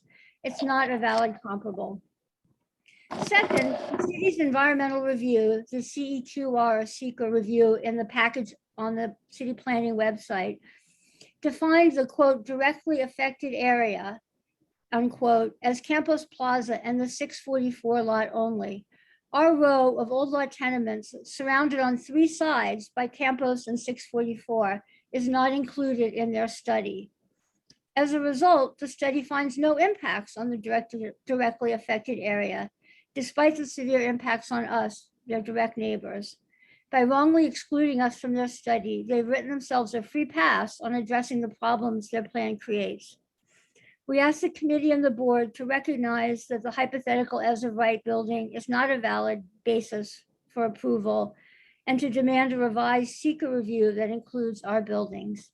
The next neighbor on a different note, which is Steve Chow, if we may pass it on. Since we have had 3 folks speak from your group, I'm going to go ahead and let some other folks provide their comments, and then we'll go back into the order of have people have raised hands. So the next in line is Yvette Perez. Hi everyone, can you guys hear me good? Okay, awesome. So my name is Yvette Perez. I am a Campos Plaza 2 resident. My family moved into Campos Plaza basically when it was constructed in 1982. So we are very long-standing residents, and with respect to my neighbors who have spoken so far, this has been ongoing for about 10 months, right? This has been in talks for almost a year at this point. Our quality of life is not improving, right? And with the revisions constantly in and out, my apartment doesn't stop flooding, right? My AC doesn't work. My hot water doesn't work, right? Like these are very basic quality of life issues that we're dealing with here. That this sell of air rights could really, really resolve. And again, with respect to my neighbors who are going to obviously be affected just as we will, I'm looking from a little bit more of a selfish standpoint of we can't wait much longer, right? Like just in the past year alone, my apartment has flooded 6 times. And just in the past year alone, our lobby has flooded about 10 to 15 times. We have elderly residents here. We have a lot of things going on here that need to be addressed immediately. These things cannot wait. And so I urge our fellow community board members to really consider this decision as a way to service the community in a different way. Yeah, that's it. Thank you. Thank you so much. I'll go to Victoria Murphy.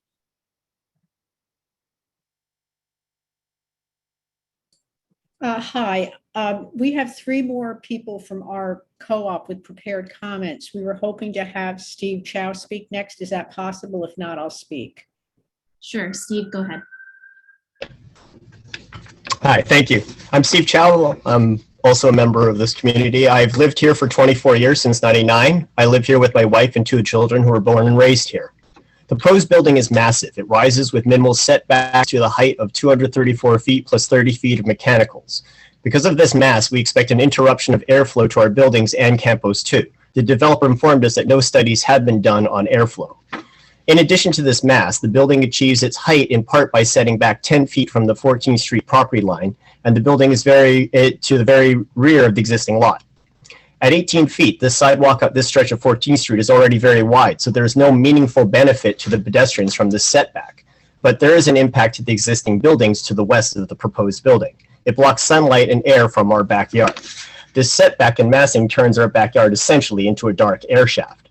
Additionally, 60 units in our co-op with a total of 120 south-facing windows in the same backyard that would become a dark air shaft, direct and indirect sunlight would be further reduced to these units, as well as to the facing windows in Campos 2. Compare this to the recently constructed affordable housing buildings on a block west of us over Target. These had to meet contextual zoning requirements and are 7 stories tall with facades that mesh with the adjoining tenements. While our zoning is different, the developers here could use the Housing Quality Program zoning rules to create a structure without setbacks and that responds more to the existing block front. We asked this committee and the board to ask the City Planning Commission to require, as a condition of the amendment to the large-scale residential development plan, that the proposed building meet Housing Quality Program standards and preserve the light and air corridor to the backyard we share with Campos 2. Thank you. The next person I'd like to speak would be Reed Betts, please. Reed, I'll let you go ahead, and then we'll go to Jake Gold. Oh, thank you very much. My name is Reed Betts, and I signed 30 years ago. And my wife and I have raised our children here and very much enjoy what the neighborhood has to offer. I'm an architect with a background in engineering, and I just want to build on the concern that David Crane brought up about the effects that the construction have on the structural impact, on the structural integrity of the buildings. So there are standard procedures and practices in place for such work where there's adjacent building construction. And typically this involves the adjacent building owners to hire their own legal counsel and engineers that would work in concert with the developing team to make sure that the structural work being proposed and the construction work that is done is within certain proper channels. And then the adjacent buildings, which includes not only buildings next door, but within a certain range, would be monitored throughout the construction process to make sure that damage is not being done. And if there is any damage, that the responsible for fixing that. These procedures cost money. And so, you know, the adjacent building owners have to hire legal counsel, have to hire an engineer in order to have proper professional representation. And so we want to avoid, you know, the lawsuits and issues happened with the previous owner of 644 East 14th Street. We're going to ask the board to require that the developer engage in this adjacent building process and to take responsibility for the costs of reasonable engineering and legal, and make sure they're financially responsible to repair any damage that results from the construction process. Thank you very much. And thank you, Reed. We'll go to Jake Gold. Thank you, Madam Chair and members of the committee. My name is Jake Gold. I am also a member of CB3, not on this committee, and something of a neighbor to the project. I just wanted to underscore what Josh and Yvette said and what the tenant leaders at Campus 1 and 2 said. We've been talking about building improvements at Campus 2 in a pretty sanitized way. These aren't building improvements that are just minor quality of life adjustments. These are the bare minimum to make Campus 2 a livable place for hundreds of our neighbors. I really want to ask, I want everyone who's commented tonight to think, what does it say about our community if we're willing to trade 7 stories of new housing, that's a few shadows, to sentence hundreds of our neighbors, seniors, families, to a life of leaking roofs that are never fixed, hot water that's never on, doors that don't lock, to the smell of rats so pungent that they can't hear themselves think? Is that the community board that we want to be? I really hope it's not. This is free money that's on the table, essentially. And I will echo entirely what Yvette said, this can't wait. We need to send this on as is, as fast as we can. Thank you. Thank you, Jake. Varghese Paul. Thanks, Anisha. My name is Varghese. I'm a resident of 642, which means I'm right next to the proposed building. With that said, I strongly urge the committee to recommend the structure that MRC is proposing for 2 reasons. As Jake mentioned, it's going to massively benefit the residents of Campos Plaza. And And the second reason is that it's gonna increase the supply of housing in our community. My personal concerns around shadows or building height or diminished views and the inconvenience of temporary construction seem very, very trivial compared to the ongoing neglect at Campos. Fixing elevators or roof leaks and ensuring residents have access to hot water are much, much, much more important than the inconvenience that construction is going to cause me. And they seem like acceptable trade-offs, given that the funding from the project will hopefully result in a much, much better quality of life for our neighbors at Campos. The second reason is that it's going to lead to an increase in supply of housing units in East Village. Obviously, housing is spiraling out of control in terms of cost and pricing people out of our community, whether they be potential new residents looking to move in or existing longtime residents.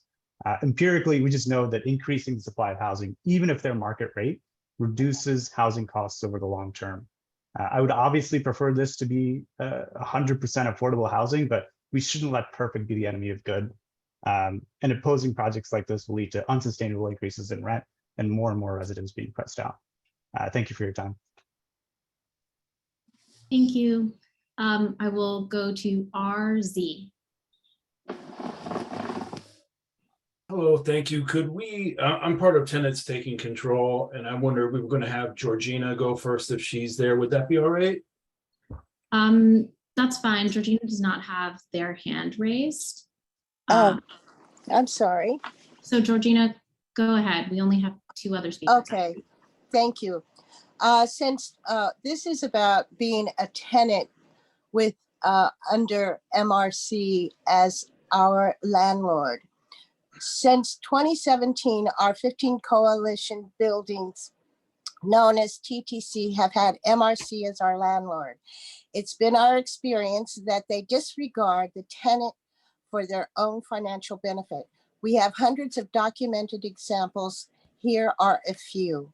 In 2021, MRC began demolition and construction and cut in half the number of affordable rent regulated apartments in 14 of the 15 buildings. MRC's assurance that both EPA and COVID-19 protocols would be observed were mostly ignored. MRC didn't provide enough EPA certified crew bosses and managers to supervise our 15 buildings. During demolition and construction, tenants in nearly all buildings experienced days, weeks, and months of disruption, excessive noise, massive amounts of dust, safety concerns, unsecured building entrances, fumes, leaks, service outages, collapsed ceilings, and that's just to name a few. MRC stalls on request for repairs or to hire a professional plumber, mold assessor, or licensed handyman. Regular top to bottom cleaning was not always consistent. Multiple violations were recorded on HPD and DOB, including elevated lead dust levels. All of these factors rendering many of our apartments temporarily uninhabitable. Due to COVID, many tenants needed to work from home, but could not afford to or were forced to leave at their own expense. Tenant requests for relocation to MRC at this time were turned down, even as MRC was fully aware of all the above conditions. Thank you for your time. Roy? Yes, hi. I know it's late and everyone's been very patient, so I'll keep it hopefully even lower than 2 minutes. And you can time me here. I'm also with Tenants Taking Control. We're 15 buildings in the East Village that was taken over by Madison Realty Capital. We're not against the nice people here who are telling you of the plans to give money to Campos. We're in favor of things like that, but we want Madison to honor their commitments, and we want to let you know of our experience with them so far. And Madison Realty Capital took over for someone named Rafael Toledano, who bought these buildings, then went immediately into bankruptcy. They took over, and as part of that takeover, they had an agreement with the Attorney General of the state of New York to follow certain rules some of those rules were around safe living conditions and the safety and well-being while they did construction. And we feel that Madison Realty, well, we know they put us through months and months of demolition in these buildings, where the buildings units that came out of rent that were vacated were then Frankenstein. Frankenstein means where you take two individual units, you combine them, and then that gets you out of rent stabilization. So they've removed this rent stabilized units from the market. To our point, the Attorney General had rules about dust, about construction, and we have many tenants, including myself, who had conditions of like very difficult noise, vibrations, toilets blowing up, leaks, and Madison was not responsive to us. So we're not against them doing this. You make it up your own mind, but just realize that we would love it if they would agree to the terms of their Attorney General agreement and compensate us or make us whole for the difficulties and suffering that our tenants have endured. Thank you. Thank you. Yeah. So I'm gonna just name the rest of the folks that are on hands. I see Elizabeth Hack, Victoria Murphy, Mariah Shones. I also saw a couple of physical hands. So Sylvia and then Jeff. So we'll start with Elizabeth and then we'll go down the line that way.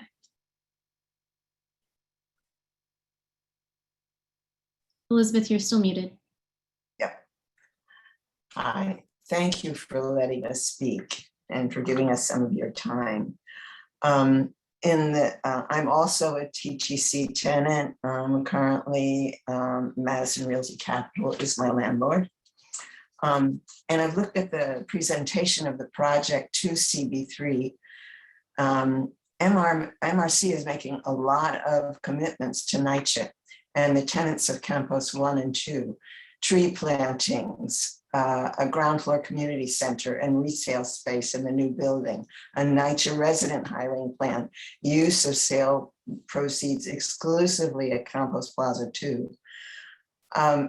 And these are all fine things. We sincerely hope that MRC will hold to these commitments.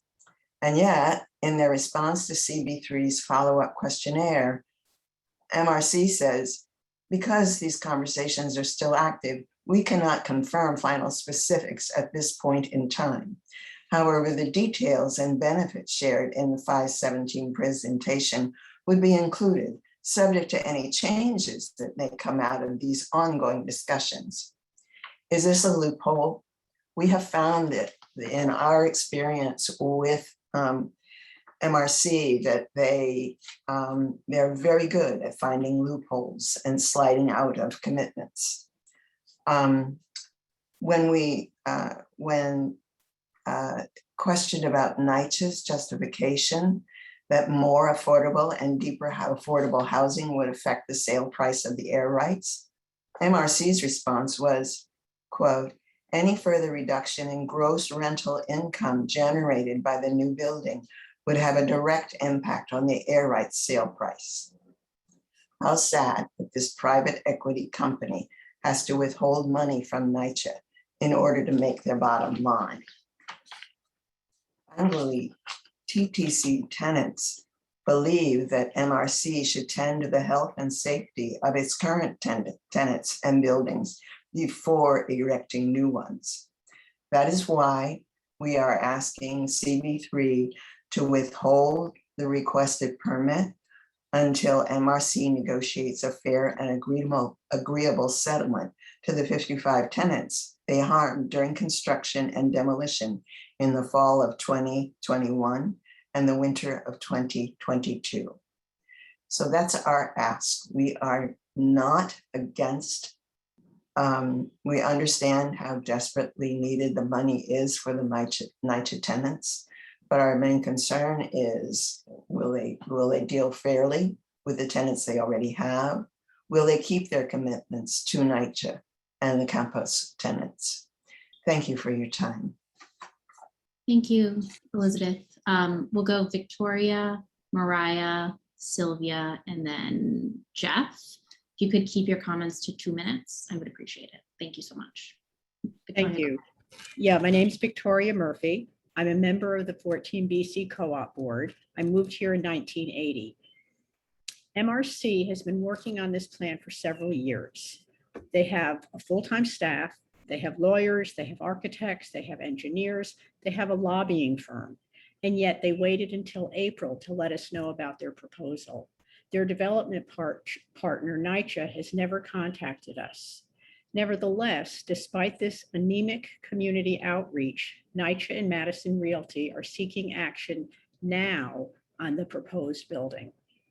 We appreciate that the Land Use Committee deferred this project to its June meeting, so we had time to talk with the developer and further review the flow of materials being posted to the City Planning Commission's website.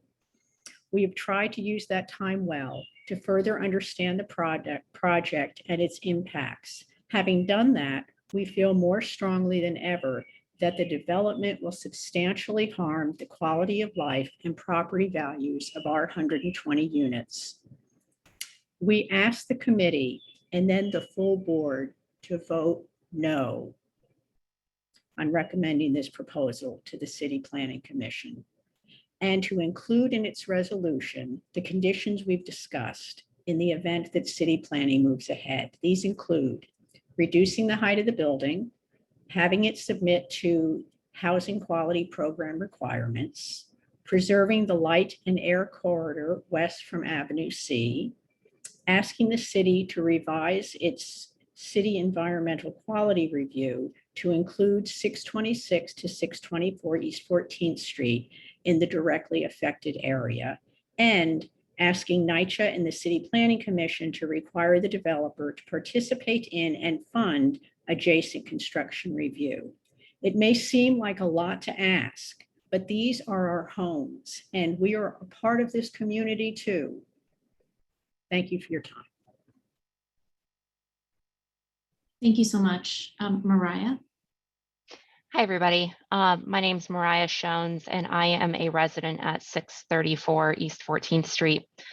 I didn't join this call with prepared remarks. I was planning on listening, but I would like to, I thank you for the opportunity to address the committee, and I would like to echo a lot of my neighbors in the the 634 building and surrounding areas in opposition to the current building as it's been planned or as it's been proposed. I think, somebody earlier on the call referred to this being free money available to NYCHA and our neighbors at the Campos Plaza. And on the one hand, I think that's great. I certainly hope that we're able to find the funding to resolve the quality of life issues there. But this is not free money. It does come at least as currently contemplated, it comes at the cost of quality of life issues in our apartments. And this isn't an apartment we can simply walk away from. It's not like it's not easy to just move around. And we are, members of this community as well. Anyways, it's kind of a rambling way of saying I would like to just echo what some of my neighbors have said on here. And I would urge the board to ask, Madison Realty to reconsider the proposed building for this plan, and in particular, the height issues and the airflow coming from Avenue C. Thank you, Mariah. I will go to Sylvia and then Jeff. Go ahead, Sylvia. Oh, hi there. I also a member of the 14 BC group, 630 East 14th Street. And my concerns, ditto everything that they said. I am total agreement of getting the Campos folks more money. That God knows they need it. I grew up in Brooklyn. I totally get it, and lived in an apartment my whole life. So I understand what they're going through. But it is coming at a cost to us. And one of the things I'd like to ask is, what guarantees does this developer have on our buildings that were built in 1890? When there's construction going on of that level, of that height, it's going to affect the entire co-op that we have there. okay, construction wise? And what guarantees in writing legally are they going to give us? Because, you know, we are homeowners and we have a stake in this as well. Second of all, I like to know, will they have some kind of noise ordinance if they do build and they have restaurants or other businesses? What kind of noise ordinance will they have regarding these businesses that are going to be put there? Because that affects us as well, especially the people that are facing 14th Street. Right now, we do have very good neighbors with Campos. Campos, you know, they're excellent neighbors and we don't really have any complaints about them. So we'd like to keep those kind of neighbors the same. And I think this will affect us, but we absolutely have to find funding for NYCHA for sure. But this is a big issue. And I like to know where you know, this new building is going to get solar, but we can't because we're going to have that shade. So it's kind of funny how this is, you know, it's kind of hypocritical on their part. So I am opposed, but I do think we have to figure out a way to get money to our next door neighbors because they are in desperate need. So I hope there's some kind of alternative with the city, with the state, with the feds, because this is ridiculous. They shouldn't be living the way what they're going through. But again, this does affect us, and I like to know what the guarantee is for the construction and the noise ordinance, and you know, also the solar situation and the climate situation. Thank you. Thank you. Well, Jeff is the last person who's indicated they want to speak, so we'll go to Jeff. Thank you so much. I appreciate it, having this chance to speak. You know, I've lived here since 1987. Before I lived in, even before I moved here, this was like the anchor of this community. And the East Village it's such a special place, and it's had the zoning rules for so long. And when they built the section of Campos Plaza behind us, when there was nothing there and we were here holding the fort, they asked, could we go a little higher? The buildings behind us now are almost twice as high as our building. We've already sacrificed quite a bit. And again, you know, we are the anchor over here in a lot of ways. And there are other ways. There's no reason for a 24-story building to only have 17 floors. Why is that? Why can't we talk about compromise somehow? And then this new bulking up thing, it's like you will minimize our quality of life to, on the back especially, to a dark place that can't be used very well. They're going to plant some trees, but there are already trees there that will be displaced by it not having enough light to live. It's hard to imagine how crummy it's going to be back there. And this is not just our section over here too. There's a community garden right there of people from Campos using that light right now to grow food. So there are other considerations here that I did not hear presented. I think there needs to be an environmental impact study on this done for sure. A concept, and one that includes the neighbors' concerns and the quality of life, and those things should need to go into it too. It's not an all or nothing situation. What we're asking for is a building that's more in scale with the neighborhood and doesn't encroach on our quality of life that we've already sacrificed for quite a while. And I'd like to just end with the thing about the sidewalks. You know, and also we're already beside Con Ed. The air quality is not great to begin with. And now you're going to put this giant building and we'll be breathing their fumes as well. And they'll be impacting our sewer quality when it floods. It's in a flood zone over there. It's full of water right now and has been for years. So again, you know, it's like I really, for the sake of maintaining what's charming and special about the East Village, that we reconsider this proposal and reconsider the negative impacts that a structure like this is so out of place will be. We've enjoyed the zoning rules preciously. We've built our futures on them not being changed. So Thank you, again, we're very over the 2 close minutes. to this. We'll be demonstrating and stuff. Thank you very much. Thank you. We have one last person, Aura, would like to speak. Hi, everybody. My name is Aura Olivaria. I'm a district leader here on the Lower East Side, and I also worked really closely with Christine at Campos Plaza, specifically on this conversation. I first want to say that I am 100% against privatizing NYCHA, but I do understand that Christine really held a democratic process when looking at what was presented to her. And she brought this to a vote, and her TA and all of the residents have voted that they want this. And I think it's really important to respect their decision that this is what they want and that they're in desperate need of repairs. There's a lot of issues that have been unaddressed for like over 10 years. I know because I worked for Rosie, and we had like a catch basin issue there. Brian Kavanaugh agreed to give them $200,000 at one point that they never received.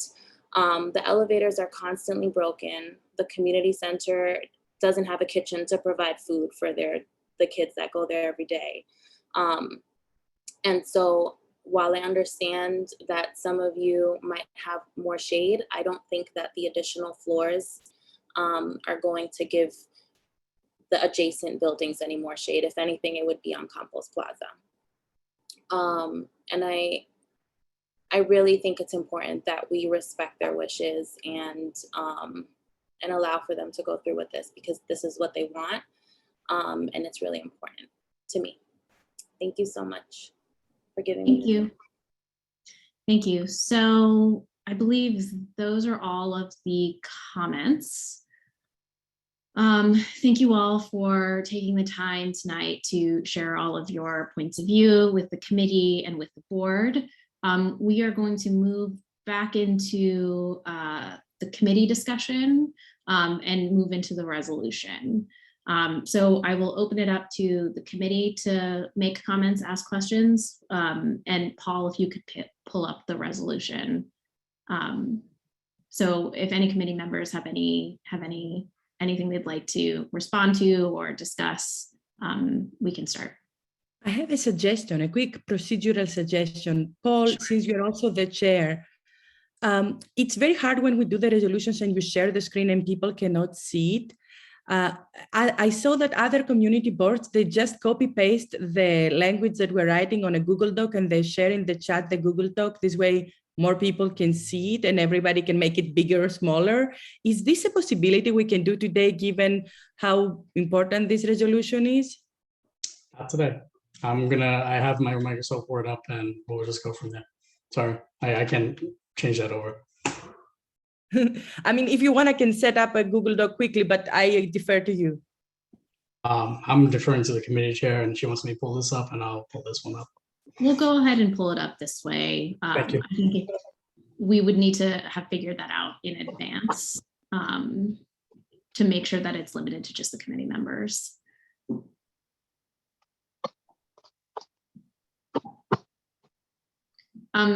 This draft was also circulated in your email a few days ago. So if you'd like to pull it up separately from what's on the screen, you're welcome to do that. You can also change your view settings if you would like to see more people in the chat and less of the document. So if the committee is okay with it, I'll go ahead and read the resolution and then we'll take sort of suggestions or any comments to it. And I also wanted to obviously open up if any committee members have discussion about what we've heard tonight, etc. So I will start with, whereas the New York City Housing Authority, NYCHA, as the owner of Campos Plaza 2 and the authorized representative of Campos Plaza 1 and Madison Realty Capital as the owner of 644 East 14th Street are co-applicants on a proposal to modify the previously approved Campos Plaza large-scale residential development. And whereas the proposed non-ULURP modification would modify the boundaries and zoning calculations of the previously approved LSRD to one, account for a sliver of land that was previously conveyed to an adjacent owner but never reflected on official LSRD boundaries. Two, modify the LSRD boundaries to include the proposed 644 East 14th Street building in the zoning lot. And three, modify the zoning calculations of the LSRD to reflect the proposed 644 East 14th Street building in the zoning lot. And whereas the proposed non-ULURP modification would not alter the location and bulk of the existing Campos Plaza 1 or Campos Plaza 2 buildings, or to require new modifications of zoning provisions governing the LSRD for the proposed new development at 644 East 14th Street or the existing Campos Plaza 1 and Campos Plaza 2 developments. And whereas this modification would allow for the as-of-right transfer of unused NYCHA development rights to the owner of 644 East 14th Street to be used in their mixed-use development on their privately owned site and generate millions of dollars in sale proceeds for NYCHA to be exclusively used at Campos Plaza 2 for capital repairs and other programmatic needs as determined by a community planning process involving NYCHA and the residents of Campos Plaza 2.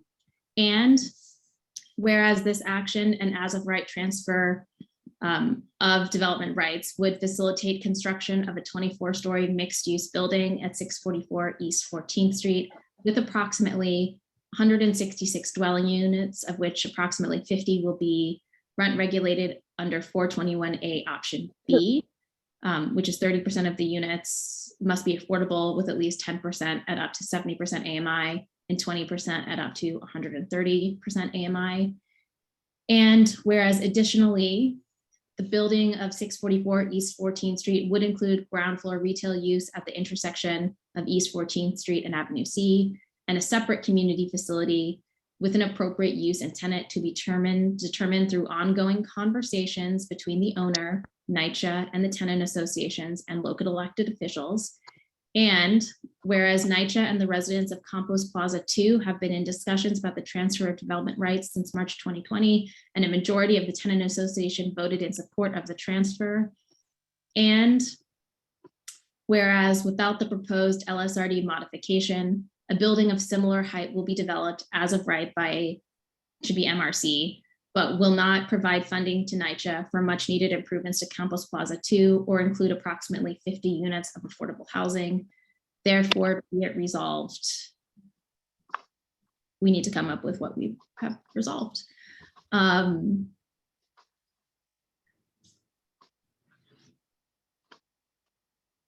any committee members have any comments to what has been written or suggestions for how we want to address our approval or disapproval?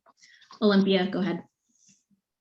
Yeah, I have a quick comment for the beginning of the resolution. For clarity, I want us to refer to the block number because when it says sliver, that was very confusing for me. Okay. And so if any one of the presenters, is it block 395?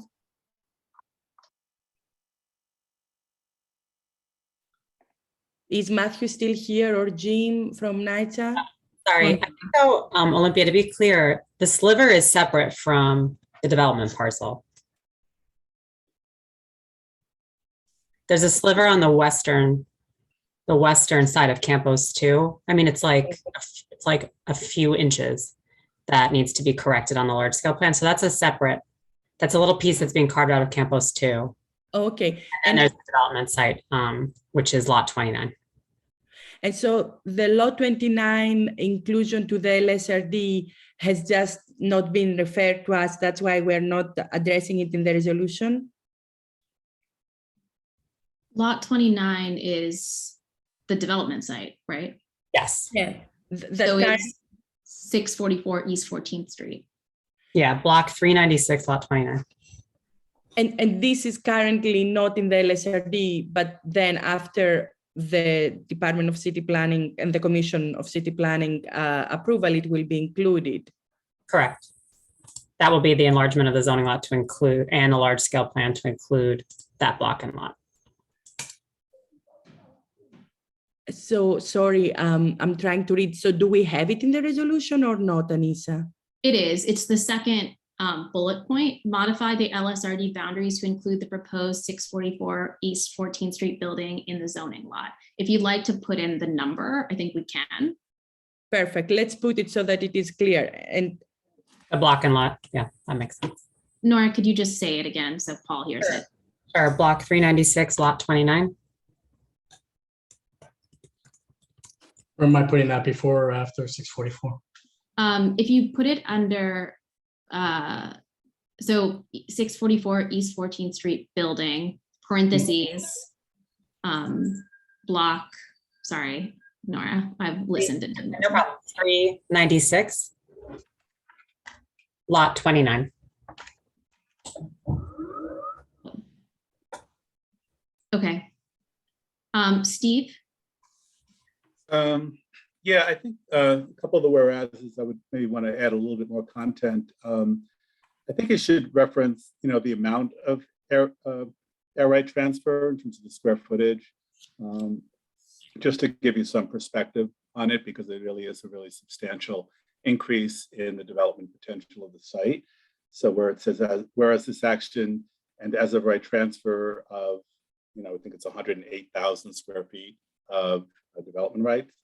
I also think that it should reference, that this basically amounts to an increase in FAR to about 15, which is currently you can do 3.44 residential FAR. So it's like a quadrupling of the development rights. So let's break that down. So in the whereas that's on the screen right now, whereas this modification would allow for the as of right transfer of, is it 104 or 108,000? Someone from yeah, correct that. NYCHA or the development team. What's the actual amount of? Nora, you're. Sorry, approximately 108,000. Okay, so Paul, if you want to add in 108,000 unused NYCHA development rights. Yeah, and I don't know if the representative for Madison Realty knows what the FAR is for this site. That was brought up at the previous meeting, and she didn't know, but I don't know if you've been able to check on that.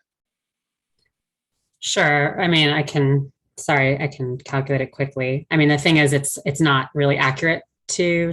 Right, there's mechanicals. Yeah, technically, if you were considering this tax lot to be a single zoning lot, which it's not, it would be about 14 and a half. Okay. Yeah, I think it's just useful to have some perspective. So let's see where we would put that in. Yeah, you could say facilitate construction of a 24-story mixed-use building at 644 East 14th Street, comma, with approximately 14.5 FAR. And then you could put an approximately 166 dwelling units. I would just say that, I mean, obviously the committee can write the resolution however they want, but FAR is a defined term in the zoning resolution, which is calculated based on the zoning lot. So it is a little confusing, maybe to. I know. I'm not sure what the better, it may just require more explanation. Right. Well, it could say maybe with FAR above 12. I don't know. I think that would be safe to say. In the past, what we did is we say equivalent, you can say that it is an approximation. Or something, yeah. Olympia, do you have a suggestion of where that might go? Oh, sorry, this is very small for me. I'm an old lady. I'm trying to read it. So let me just see. Where is this modification would allow?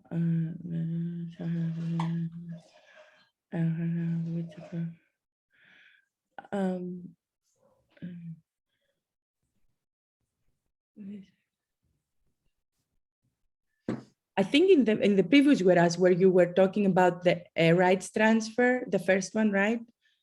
That's where I would add it. And so this modification would allow for the as of right transfer of 108,000 square feet and use NYCHA development rights to the owner of to be used for their mixed owner side to generate millions of, no, you don't need to generate millions of dollars, just put a full stop before the generation, because it's way too long. And then when you say part of the private street to be used in their mixed use development on their private owned site. So this full stop, then I would say this transfer would allow the, whatever we want to call it, the site to reach an equivalent of 14.5 FAR. So Paul, after privately owned site, put a period. And then Olympia, say your sentence. I said this transfer of air rights would allow the development site to reach an FAR equivalent to 14.5.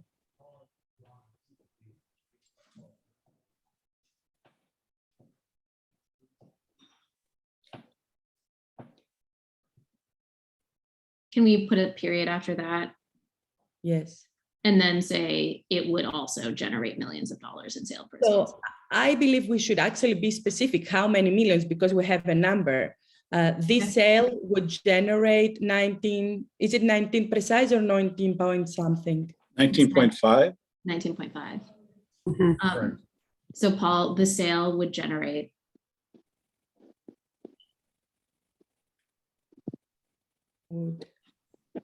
Generate 19.5 million dollars. Of dollars. And I think we should say here, and I don't have the numbers, but I think Steve has them, how much, and also Jackie, how much is it by square footage, this one? I thought it was $187 per square foot. Is it sale?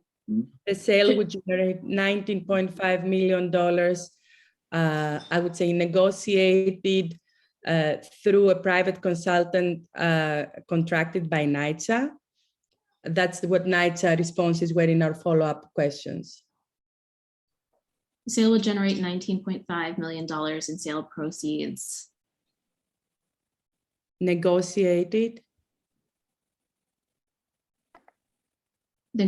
By NYCHA, sure. Yeah.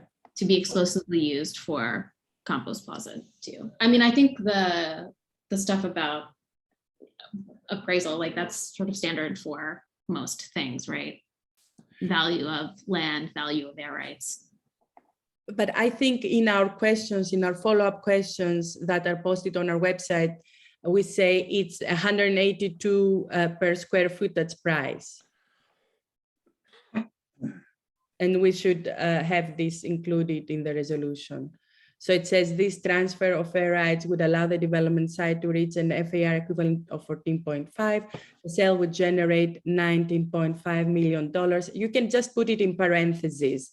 And that is $182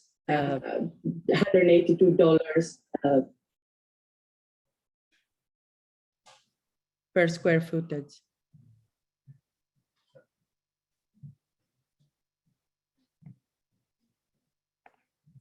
Per square foot, and then close the parentheses.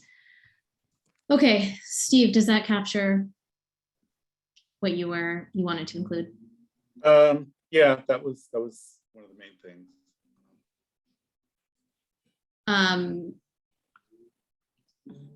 Dominic.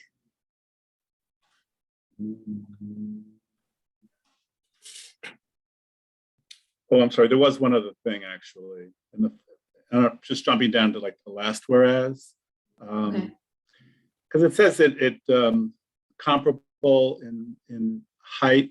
Where is it? Similar height. I think the as of right was 17 stories, and this is 24. So I don't really think it's comparable. I think it should be. In the presentation, it did actually say that the actual height is the same. It's that the floors are calculated differently. So a 17-story store building, or Right. Okay. Right. So just that's where that distinction is. Dominic, you have a comment? Dominic. We'll come back to you, Dominic. So are there any other? I think Dominic. Dominic, you're back. Yeah. Maybe he's having internet problems. So I want to get a sense then, Dominic, we'll come back to you whenever we can hear you. From the committee members, how we want to approach the therefore be it resolved. I've looked at some other resolutions that support. In the past, we've supported the approval. We've supported the approval, but with sort of stipulations or restrictions or comments included. Are we feeling that that is the way that we want to go? I'd love to hear from some other committee members how they're feeling about which direction to write the remainder of this. Olympia. I just had a whereas. I don't have an answer to your question, but basically I wanted to ask you, do you want us to move in deliberation and after that we can still add whereas, or you want us to give, excellent. So then That's just totally deliberation and I'll give my whereas after. Okay. Trevor. I don't really have something in terms of deliberation. I thought we were going to move into sort of like a straw poll of how people are feeling. Yeah. I see Dominic has his hand up, and I don't want to go into that discussion until Dominic speaks. But if we're taking a straw poll about how we feel, I mean, I from hearing from the residents of Campos, would move towards supporting it. I know there's some conditions that we might want to add, but that would be my feeling if there were a straw poll. Okay, great. Dominic, if you could tell us your comments and then also how you're feeling about a straw poll, which direction you'd like to take it in. Can you hear me now? Yes. Okay. So yeah, no, I just had first of all, and then I'll talk about how I'm feeling. I do have a couple of additions to the whereases, so it sounds like we'll wait on that. But the one thing, I just had a quick question on one of the whereases, the one where it says, whereas additionally the building at 644 East 14th Street would include a ground floor retail use. The way it's written, I was just not, you have it pulled up yet?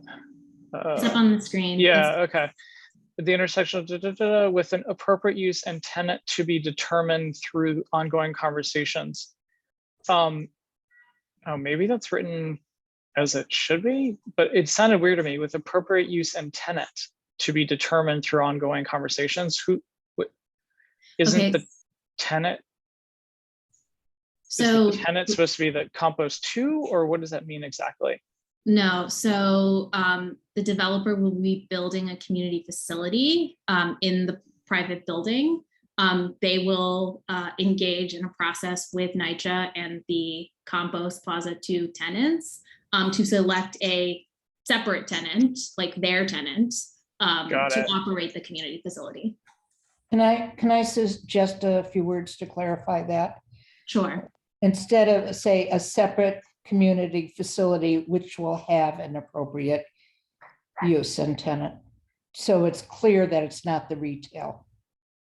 Because I think right now it seems like the retail tenant is also going to be part of that discussion. Okay. That's what had confused me, Anissa, before when I was asking. Yeah, so it's only the community facility that will have the appropriate tenant through ongoing conversations, not the retail. So maybe a separate community facility, which will have an appropriate use and tenant to be determined. Okay, so Paul, if you just want to change where it says with an appropriate use, Which will have an appropriate use and tenant.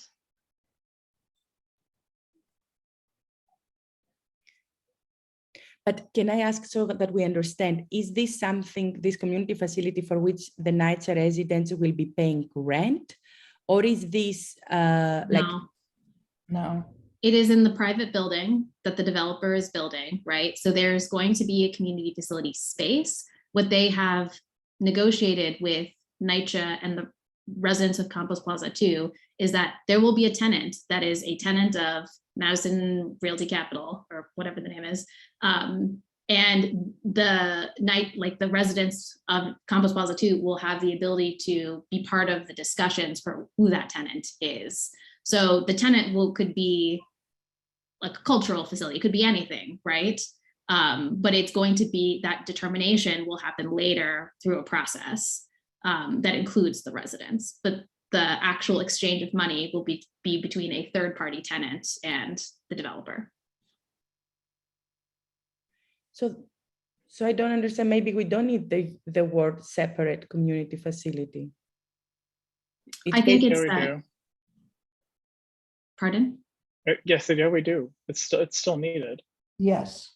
State would include It's totally separate. The fact that there's retail is just capturing a description. There. Okay. So, okay, I understand now. But this community facility is also located on the ground floor on the intersection of 14 and C or not? Yes. Correct.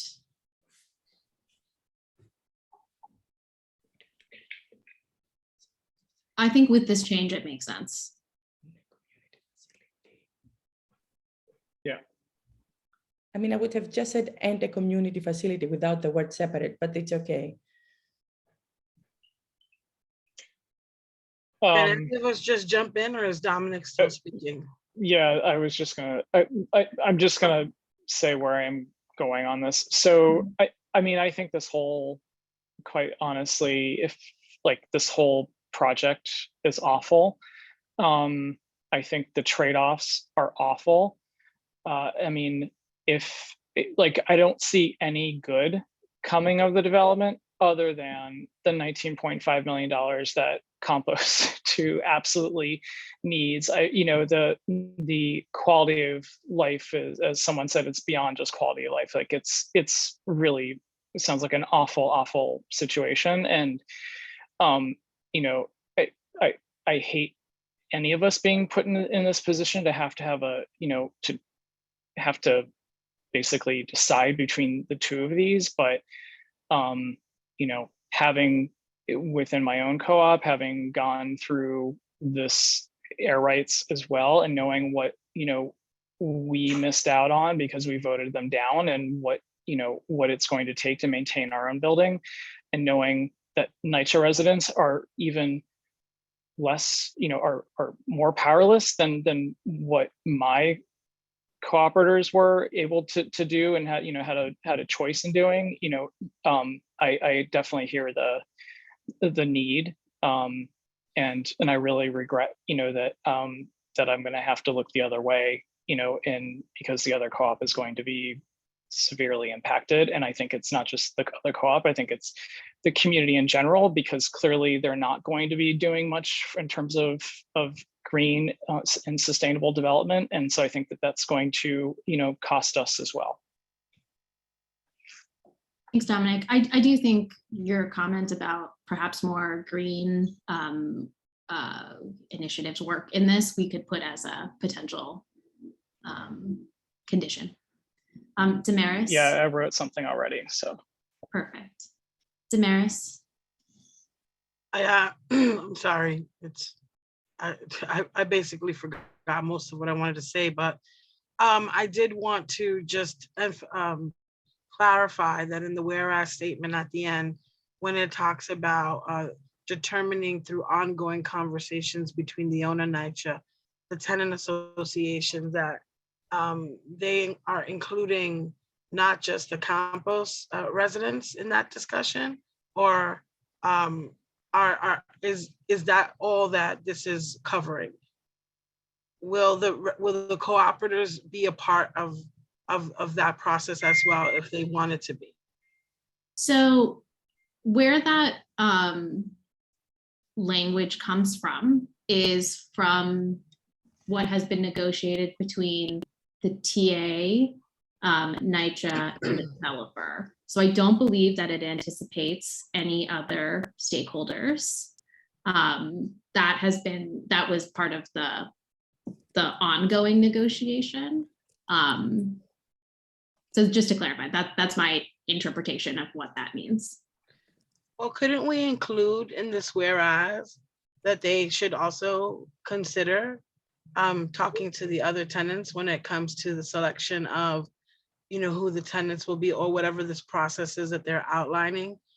I mean, I agree with a lot of comments that are being made on here in terms of, you know, what the trade-offs might be and what is necessary. And, you know, obviously, you know, for many reasons, I, you know, support the sale of the transfer of the air rights as a means to generate revenue, given, you know, the issues that we are up against with NYCHA backlogs and, you know, and the lack of capital money, and particularly at Campos and the way it was developed, and it hasn't really had any repairs since its inception, to be quite frank. But at the same time, you know, I think that it is, you know, where we can include the cooperators so that they can have some voice in this process. I think that it is our due diligence, you know, to be able to speak to that as well. I mean, clearly they're in a better position. They own their property. All of those things are true. But at the same time, we can't ignore that there will be some level of impact. And perhaps they may not see this as a way to mitigate that impact, but it certainly doesn't go far at all if we don't include them at all either. And that's what I Okay. want to say about that. Thanks, Damaris. I don't know if it necessarily makes sense to include it in the whereas, but we can include it in the therefore be it resolved under the conditions that. That's fine with me. So, but it should just be stated somewhere. Perfect. And then I'm assuming from your comments that you are leaning towards an approval, but let me know if I'm wrong. If you're asking me that because we're sort of like doing a straw poll. Yes. Yes, I guess that is true. But, you know, I also do want to say that, you know, it will be determined for me in the end on, you know, what this ultimate resolution looks like. Okay. Thank you. Any other committee members? Sort of the straw poll of how people are feeling about drafting this as an approval or a supportive or not supportive, I should say. Jackie, who else is on? We heard from Trevor. If I may, so I'm not confident this money will not affect the building's ability to get more hard capital funding in the future, even Jim said earlier, but at the same time, I also understand the Campos residents are in dire need of imminent repairs. So I guess I mean, I'm like Damaris, I'll also wait to see like what the final language gonna be and decide.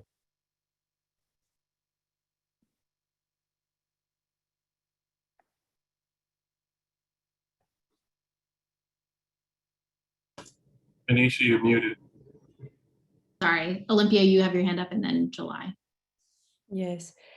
So regarding the straw poll, this is a tough one. This is a very difficult one for me because we need to wear the hat of what it is that we're passing at the land use level, right? Mm-hmm. And so let's be clear. This is a bad deal. The trade-offs, as everybody said, are nowhere near to what people should be getting. And we're getting this deal with two well-known bad actors. That's my concern. So the fact that we know Madison Realty has a bad history, I mean, my scenario, and that's where we would need legal advice, they're entering in these agreements, but if they resale or if they don't, honor them, depending who's the mayor or whatever, I'm not sure how much enforcement is there. So the only thing that is sure is the 19 million. Everything else, 19.5 million. Everything else is up for grabs. And the second bad actor, of course, is NYCHA, because NYCHA told us how much money they need for the repairs, but they didn't tell us the budget of Campos Plaza because these people are not living there for free. They're giving, money that they're earning with their jobs to pay rent, to have a normal landlord, and the landlord happens to be the worst landlord of New York, that is NYCHA. And when, again, these transitions are happening, and then on the specifics of what usually we ask, LSRD, like for a large-scale residential development, the same way we did it for Two Bridges, I mean, we need to get more for everybody. You know, NYCHA should be getting much more than $182 per square footage. They should be given 25 millions. If they cannot do that, I don't care for the fake affordability of a 421A. The developer should get rid of that and give more money. That would be an option. The second option is the community facility. The community facility is 5 stories. So if the problem is the shadows, the developer could consider not putting the 5 stories down there, and that would knock down the height significantly and allow people to have light and air that is important for their well-being, for their actual life. You know, the deficit of vitamin D as a mother, by the way, of kids growing up in the East Village, I can assure you it was a huge problem, especially during the pandemic. And then the third thing that they could do to really show us that they are worthy of getting the benefits of an LSRD and their rights, increase real affordability. So make it a 50%. Make it, deeper affordability. But we don't have any of the answers. Like, because they got our checklist that every developer usually answers. And, the questions that Damaris and I were doing earlier in the presentation, we got no answers. And so I would be inclined to vote no, just because this is a bad deal. Unless it becomes a better deal, we should not accept this. They need either to give more money to NYCHA or do better affordability or knock down floors or all 3 of the above, because it's very problematic what we're seeing here. And I asked her straightforwardly if they are open to, doing more affordability or other things. And I asked NYCHA about the calculation of their rights price. And it sounds like nothing is negotiable. And I'm concerned about Jackie's point that if they get this, they may not be, and we haven't mentioned yet that recently the New York State just passed the trust. So 25,000 NYCHA buildings can also access funding through that. And I don't know. That is not how that works, Olivia. Please do not bring that into this conversation. Okay. So, but I would like later if you can explain to us if that is another program that we could look into. I would be very interested to understand what are the options. I'm gonna, I don't know if any of the representatives have any answers for what Olympia said, but I'll give my 2 cents on this, is that NYCHA is in desperate need of money. There are a couple of tools, all of them fairly inadequate, to get that money. This is one tool in the toolbox, and it's probably going to take all the tools in the toolbox, frankly. There is so much money that they need, and it is not clear at all where it's coming from. And I said this in the last meeting, and it continues to be my position today, that we don't know what the future holds for NYCHA and for this building, but we know that this is available and on the table today. So to me, this is a really easy decision that I've heard what the tenants have been negotiating and advocating for almost a year, and I'm going to support that. In addition, this question between affordability and the value of the air rights is also a question that I struggle with, right? I would love to be able to get more money to be able to fund Campos Plaza 2. But the way that we build housing in this city / in this country is that we enable private developers to buy land, and then we subsidize that in different ways, like 421A, in exchange for affordable housing. And so unfortunately, the reality is that by increasing affordability on one site, you are, or I could say increasing affordability on one site, you're decreasing the value of the air rights. And so this is, I also want to say, this is something that the residents of Campos Plaza 2, from my understanding, have weighed, right? They negotiated some of that and weighed affordability levels, et cetera. So I would like to just affirm that people have put in work in understanding all of this already.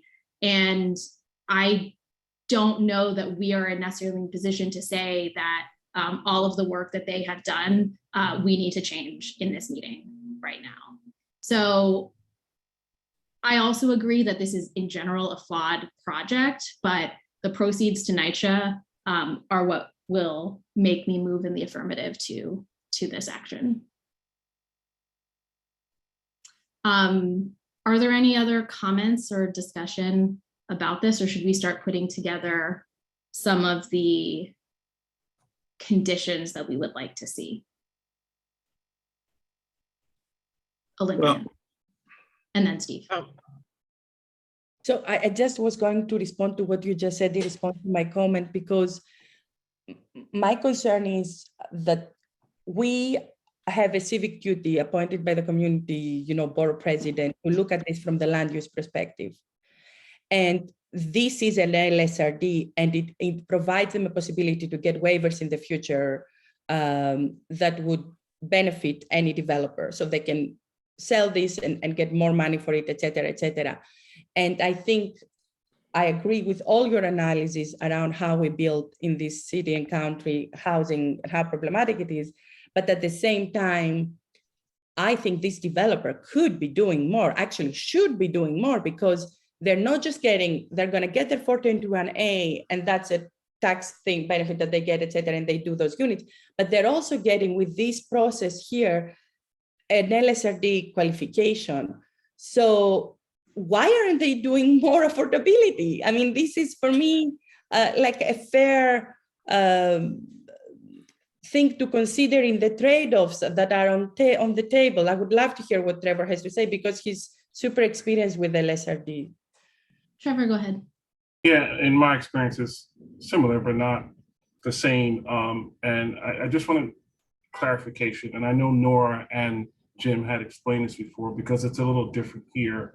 I don't know, and perhaps I'm wrong, if there is a benefit to being in this LSRD. I'm just trying to figure out what that is, because it puts severe restrictions on what you have, and I imagine there are going to be deed restrictions and restrictive declarations on that property lot itself. But I could be wrong. I'll let Nora and Jim answer that question. Yes, thank you, Trevor. That's correct. Actually, being included in the large scale makes development of our site more restrictive. The only benefit is that it allows the transfer of the development rights, which allows us to generate revenue for NYCHA. Otherwise, there is no benefit to us being in the large scale. We're not asking for any waivers. We're not asking for any modifications, special permits, authorizations. And if we were to do that in the future, we would have to go through a full ULURP process, which Matthew explained before, which would, be a much more involved process than this current process is. This is a non-ULURP modification.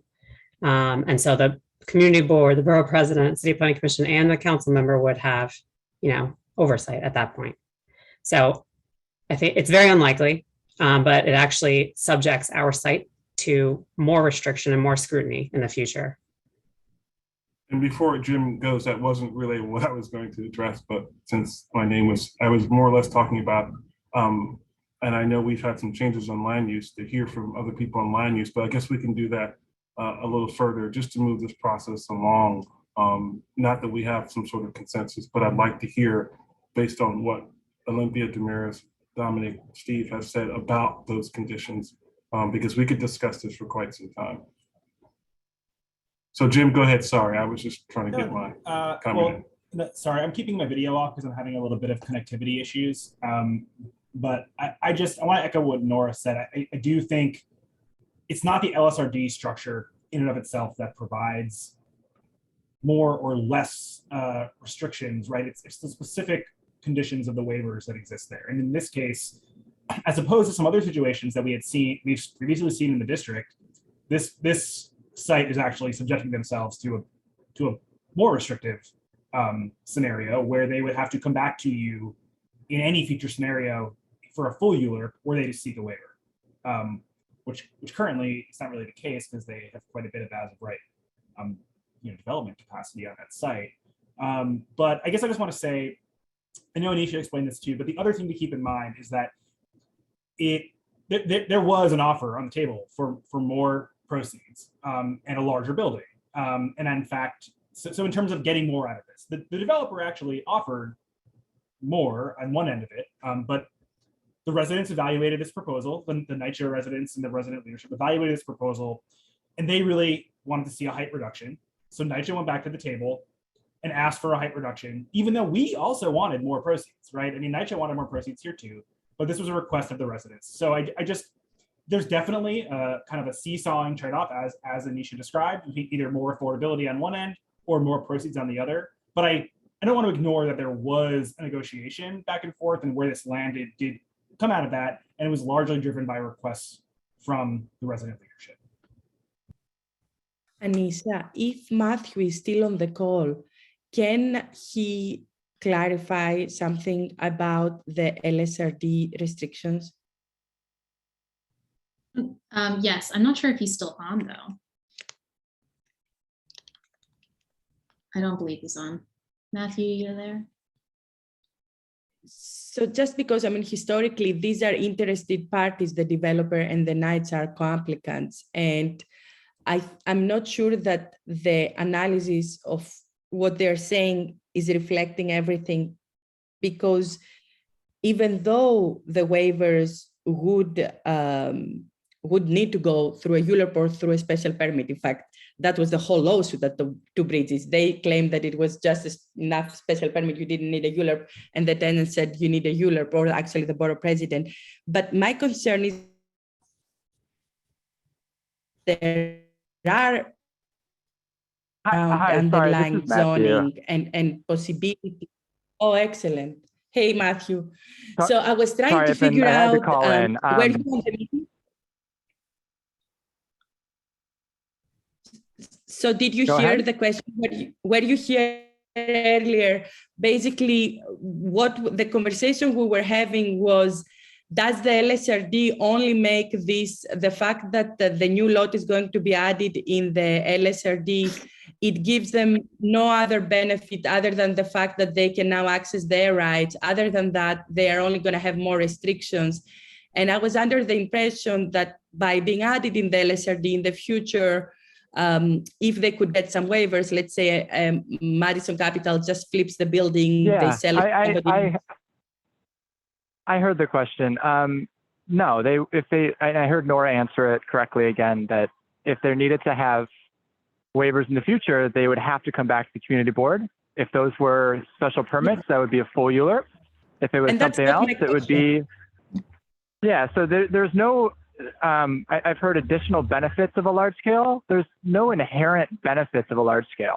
It's added to the site plan. The building would otherwise be as of right. They're not getting any special waivers, no modifications.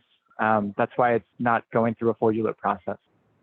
And this is just because the underlying zoning of the lot and the zoning of the LSRD in this case happen to be the same? Yeah, so I mean, they comply with zoning. It's as simple as that. They comply with zoning. There just happens to be a large scale that's there that you're not allowed to transfer development rights from outside of, between a large scale and outside of a large scale. So just their inclusion is just allowing for the transfer to happen, but no waivers, no special permits, no future waivers can happen without public review. But basically what I'm trying to figure out is if they flip it and they sell it to someone new, and now this new person... Ownership doesn't matter. Ownership does not matter. The approved site plan is what matters. This is what you call a minor modification. We changed the name, but yes. I know you changed the name. The artist formerly known as a minor modification. And so, and the reason we changed it is because minor was conflated, and I'm not saying it was wrongly conflated, but it was associated with the size of the development, but it has to do with the process. So we just tried to clarify that. But if it's easier to think about it as a minor modification, that's what it is. Thank you. Paul, you have your hand up. I am suggesting that the committee write the resolve clause right now, because it is 9:30. It's been 3 hours.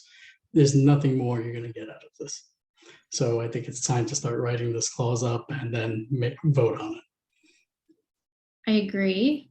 So let's go ahead and move to that. If everybody who has specific conditions that they were thinking about could start forming them, you can send them to Paul in the chat. He's Manhattan Community Board 3. So we can start getting those written down. That would be great. The ones that I've heard were about sustainability, and then also perhaps more stakeholders being involved in processes. Olympia. So I had one more question from NYCHA before we move on. So Jim, in the case of MRC selling, how much of this agreement, that the three-way agreement that you are signing now, how much of that can legally survive the flipping of the building? I guess that's an interesting question because they are the party that would be signatory to the agreement. You know, I really don't feel comfortable exactly answering that without having our counsel here. But I'm trying to think of if any of the conditions in there are time sensitive or not. I mean, most of the conditions, right, are contingent. They're all related to construction and the construction period. So if they were to sell, I don't know. It's just hard for me to imagine what will be lost in that context, because we get the money up front. When they build the building, we get the community facility. When we, all the benefits really have to do with the upfront pieces of the puzzle. But again, our legal counsel's not here, and NYCHA, and I personally don't feel so comfortable speaking to it because I did not draft that document. Because I think what we can do here is that because it happened just now at Two Bridges that they sold the building while they're just putting foundation. So it's not unheard of, especially for a bad actor developer, to do something like that.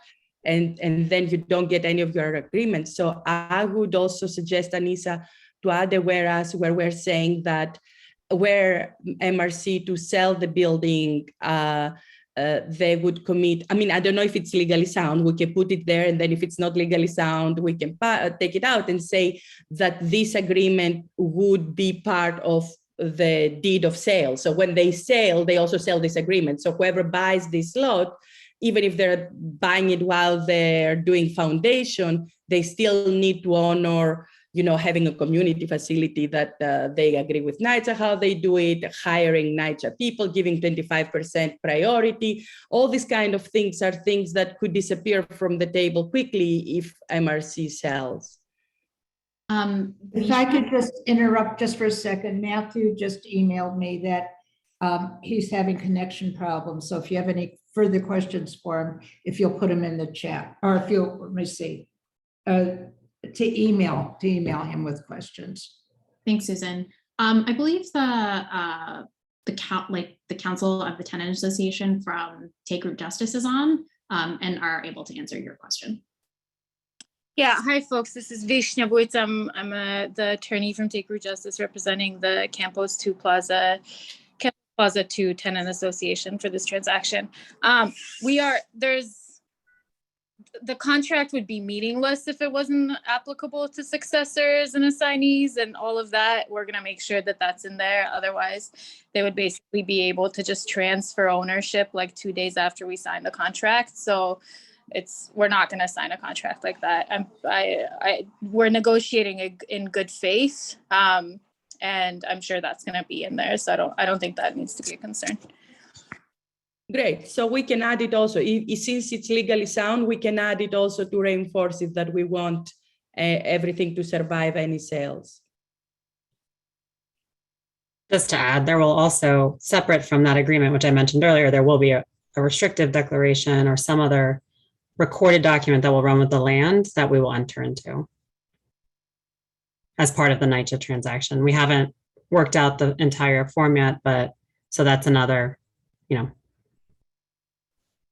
hopefully give some comfort as to the enforceability of these commitments. Thank you. Okay, so let's move into conditions. Dominic, I know you said you had some language prepared or notes. Should we start with you? Yeah, so I sent a couple updates to the whereases to Paul in the chat. Okay. And I just wrote up a therefore that we can add as well. But it is, well, let me find the right document to open. Okay. In the same paragraph about the community facility, after the edits that we made, I would say with an appropriate use, comma, including the potential to operate as a cooling center for an area with a DOH heat index of 3 out of 5, comma, for Campos tenants. Well, actually, since we changed that, that tenant doesn't, sorry, that is incorrect since we clarified that. So it would just be for Campos residents. So that's the first thing. Sorry, and I don't see if that's being changed in real time or not on the screen. I just copied and pasted it in, Dominic. Okay. Tell me if that's what you want. Yeah, so instead of tenants, it should be residents. And then for the, I'm inserting a whereas right after that whereas, where it says, whereas MRC has committed to taking specific and possibly additional green development and sustainability measures in their final designs of the building. And then it goes to, and whereas NYCHA and the residents of Campos Plaza 2 have been in discussions.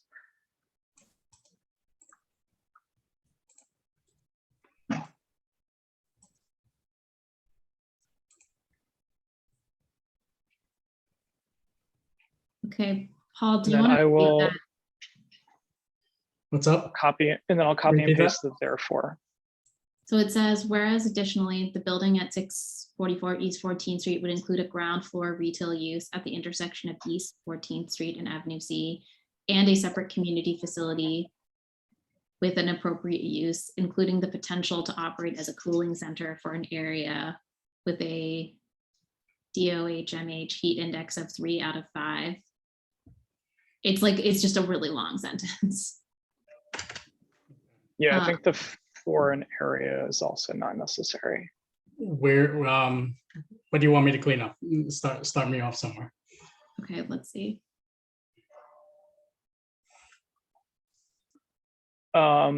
Including the potential to operate as a cooling center for Campos residents. I mean, we could, no, actually, I don't want to lose the DOH-MH heat index. So including the potential to operate as a cooling center to serve Campos residents in an area with DOH-MH index of 3. What does that mean? That doesn't work either. What does that mean?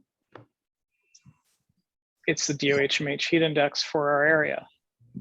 So it means basically, Susan, that we are an area that has a high level of people suffering from, heat. Okay, so I apologize for breaking in. I don't think most people will know what that means. Yeah. Well, the developers do, because the developers filled out the survey with that. Yeah, okay. All right. I'm going to stop talking. Yeah, and also, Dominic, do you want it to say only for Campos Plaza? Because if there is any local, senior or young person at risk, shouldn't they be able to access it? Shouldn't it just be public amenity? The conversation is between, it could be for like the, yeah, I understand what you're saying. I was thinking the conversation is really between the Campos tenants and, as to what community facility will go in there. So I think I would leave that up to them to determine. And I don't know how how the cooling center, I mean, I think the cooling centers now are usually through like a community center, something like that. They're not always open. I mean, I know people may roll their eyes, but this is very important. This is one of the reasons that people die. Like it's, so we need to make sure that this is raised. I think it's a good point. I'm just trying to figure out the sentence, Yeah. the language here. Cooling center. Is it possible to move on while Dominic works on that language? Yeah. Because these are whereas clauses. I mean, they have importance, but we've often worked on them even days after. But he can work on that, and we can move to another potential whereas, or even to the therefore. Let's go to the therefore. So Dominic, we captured your other whereas. Yeah, and I'm gonna paste in the therefore that I was into the chat that I was thinking about. Okay. So Paul here, let's do therefore be it resolved. Community Board 3, at least based on the straw poll, we'll draft this as supports the modifications of, is it officially called the Campos Plaza 2 LS or the Campos Plaza LSRD?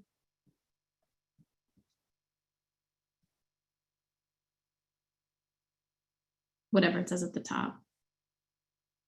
I was gonna say, you could put that in and we'll check the application, make sure it's correct.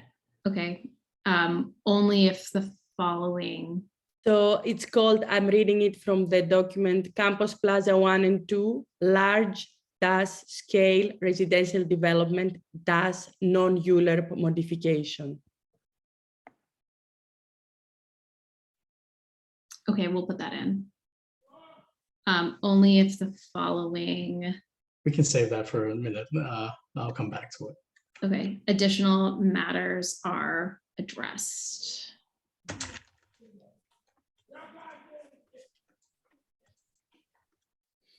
And then we can list the bullet points as we feel appropriate.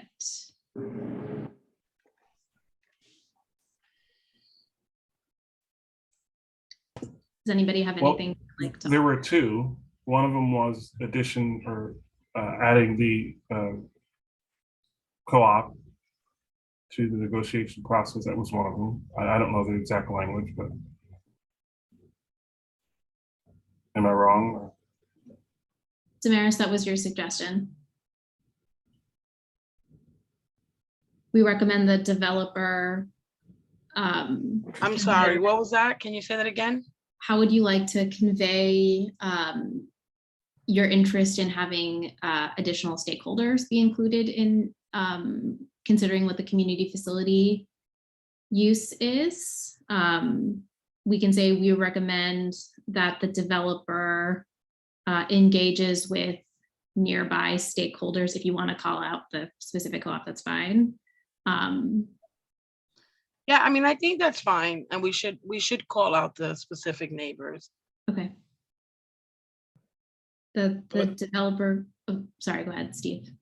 Yeah, I would add that, you know, the tenants requested, and I don't think it's unreasonable, that Madison Realty Capital contribute to the cost of their retaining an attorney and an engineer to monitor the construction.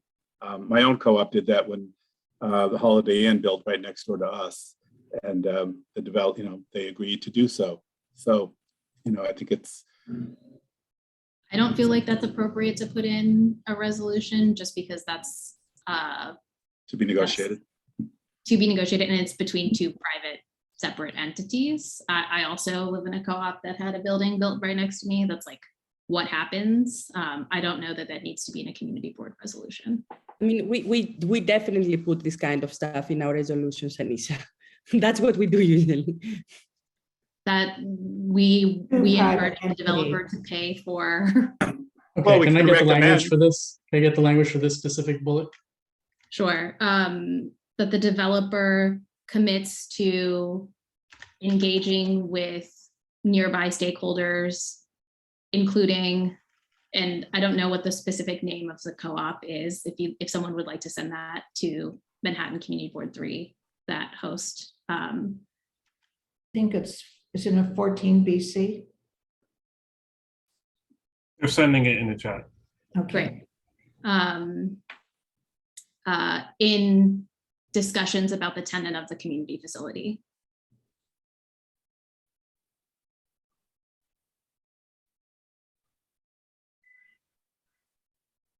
That the developer commits to engaging with nearby stakeholders. I put in the name of the community stakeholders, and what was it in discussions? Of the community facility tenant.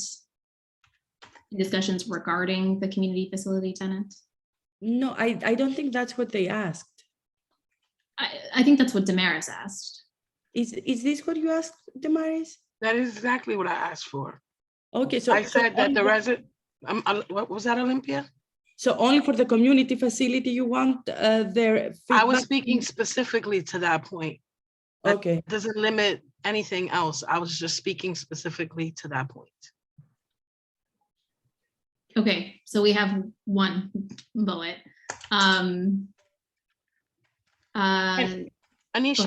can I just ask? I mean, I know, we're concerned about of being too prescriptive in a resolution around, the impact, but I mean, I wonder if we can come up with some language that at the very least compels the landlord to be responsive to any potential negative impacts during construction that can result to the adjacent walls and the structure and the integrity of the building. I think it would be a mistake for us not to encourage them to be transparent and work with the nearby building to address those issues should they occur, especially given there was a previous lawsuit where, this was the case.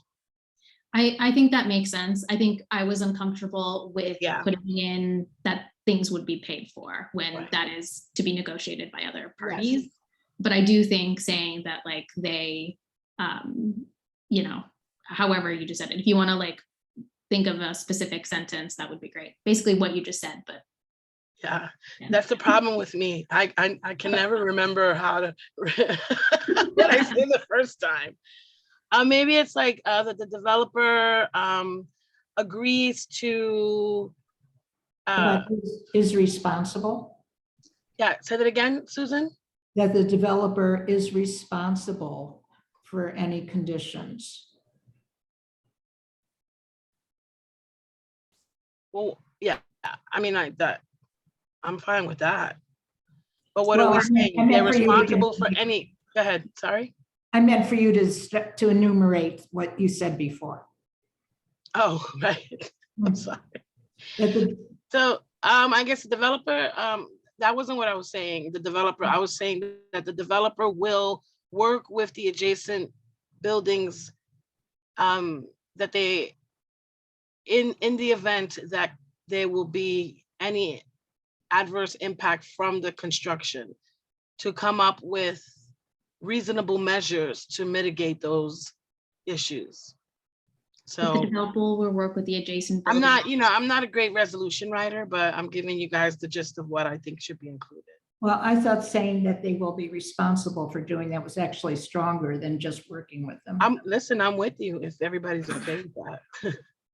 Okay. It's the law. It's basically the law. They have to, all their conditions that DOB will inspect, it says they have to be responsible.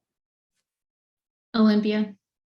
So that I clarify what I said, in the land use, we often do, like for instance, recently at the two bridges, we had that independent monitor, right? That they have to pay for an independent monitor to be looking at the air quality. And by the way, air quality and noise that is mentioned in the paperwork that we did for this thing is going to have impact not only to Campos Plaza, but depending on how the wind is, it's going to be on a public school that has a lot of kids.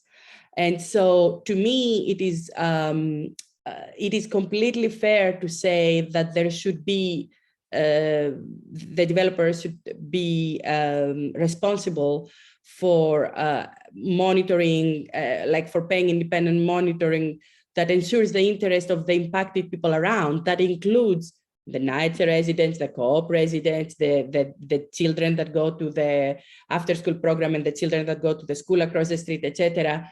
Just because we know, by the way, we need to put a whereas about the fact that we know MRC is a bad actor, has a bad history. So we cannot act as if everything they say it's going to be done, so they need to commit into having monitoring, I think we can say that. I think it also is a distinction to me that is for like more than one specific public. It's like for multiple, like the public and impacts. I think my being uncomfortable was about prescribing for one specific co-op when not including anybody else.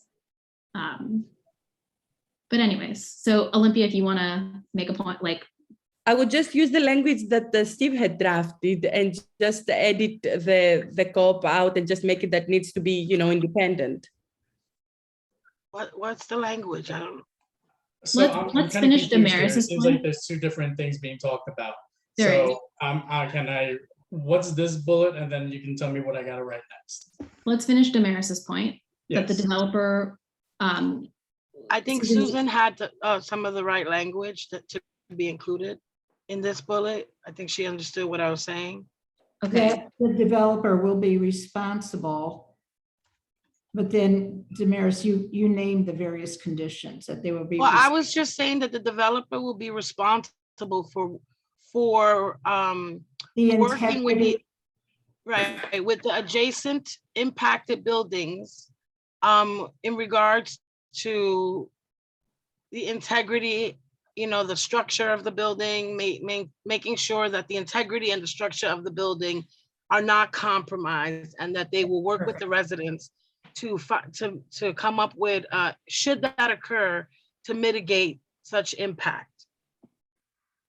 But the developer will be responsible. Let me write it down and then I'll send it to you guys, okay? Because we're Thank you. spending a lot of time on this. Yeah. We should move on because it's gonna be 10 o'clock at night. I'll Yes. write something and then I'll pass it to you guys in a second. Steve, your comment that is what Olympia mentioned. Oh, well, I was just going to say, it should be more than just mitigating. I think there's preventative measures. They inspect the basements of the adjacent buildings to see if there are existing cracks.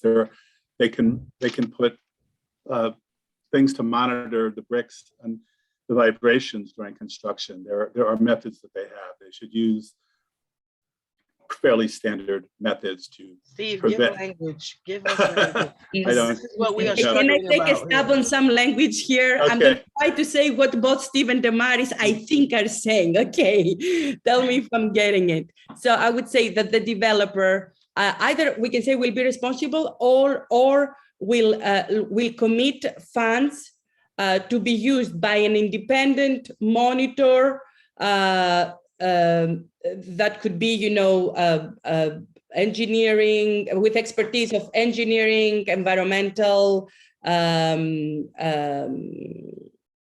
impact, that would be addressing concerns of structural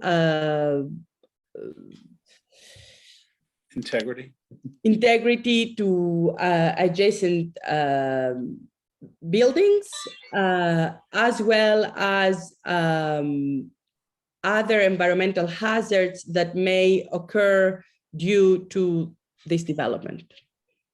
Sorry, I'm making it up. If somebody has written it, tell me if it makes sense. Have you written it, Paul? Basically what you're saying is that they have to follow the law. I mean, there's no reason why you shouldn't emphasize it. But not to follow the law, but to make that is following the law. They do have to do all those things, which I understand. Emphasizing them. I agree with it. I just want you to be aware that one of the reasons it's okay to do that is because they do have to do that. I do think we cannot prescribe any financial between two private entities. We don't do that. We do not get involved in that. But sorry, can I ask? I'm not gonna argue, we don't do it. No, but Susan, my question is, you are saying that the independent monitor needs to be paid by the developer, by every developer? That's the law? Because I thought that it was I didn't only. say that. We don't have, so it sounds to me like you're setting a precedent where the community can decide where any private developer is going to be responsible for paying for an independent monitor. And it's an issue that I think needs to be looked into. I'm not saying whether it's good or bad, but I think it's not something you do on the fly. I mean, if the take root people are here, they probably already have it there. Yes, but you're talking about independent. Yes, they probably are doing a lot of the monitoring. That's different than having an independent monitor. I think what Susan is saying is we're okay with memorializing what the law already is, to put it on a resolution, because all of these things are required of any construction site. Right. If we want to do that, that's fine, but we should quickly move to that because all of these things are required by code and building standards. I mean, so Trevor, what I was asking is not what is written here, but I was asking for them to allocate money to negotiate it with whichever parties They they know want. that's what you're saying, but what they're saying, Olympia, is that is not something that this committee does. And I think, we've all had our airtime and we've got to figure out when, the arguments that we're making, it's time to move on. I think, can we focus on what we know we can do right now, which is to put in here bullet points that memorialize their responsibility? So Damaris, we have that the developer will be responsive for any adverse impact to adjacent buildings during construction. Yes, that's fine. And that they will, yes, that's fine. Dominic, you had a therefore that you mentioned before. Do you still want that therefore here? Are there any other questions that anybody else has? Paul, do you want to drop that in there? Not sure if it would fit right here or not. Which one, the most recent one you sent me? The most recent is an update to the whereas, Okay. but Prioritize green development and sustainability measures. Yeah. That's therefore. Yeah. So that's going to be a therefore be. Is that a bullet that I'm putting in, or is that? I think we can put it as a bullet. Yeah, let's see. Give me a second. Anissa, do we still have district needs after this? We technically do, but Susan, we have another month to work on that, right? Well, can I address it in 2 sentences when we're finished with this? Yes. Okay.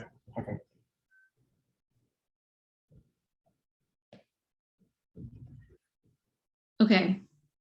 Prioritize green development and sustainability measures deemed important to CB3 as reflected in the Green Development Housing Questionnaire and its district needs statement in the final design plans and construction.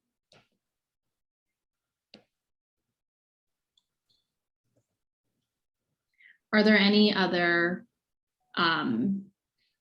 conditions, or are we good with these and we can do any other cleanups on any other whereases? I think we can add therefore about the makeup of the affordable units that we don't know anything about. Okay. Yeah, I think they should just abide by, be comparable to the HPD affordable housing term sheets in other programs that require sort of minimum or maximum percentage of, studio 1, 2, 3 bedroom apartments. So if we put that into the conditions, the owner will make the new building affordable units, or will follow the guidelines of the New York City Department of Housing Preservation and Development program term sheets. Yeah, that's reasonable. I'll take Can I add something to that? I don't know if maybe if it was addressed before, but I know somebody asked a question about the makeup of the units, like in terms of how many were studios, 1 bedrooms and 2 bedrooms.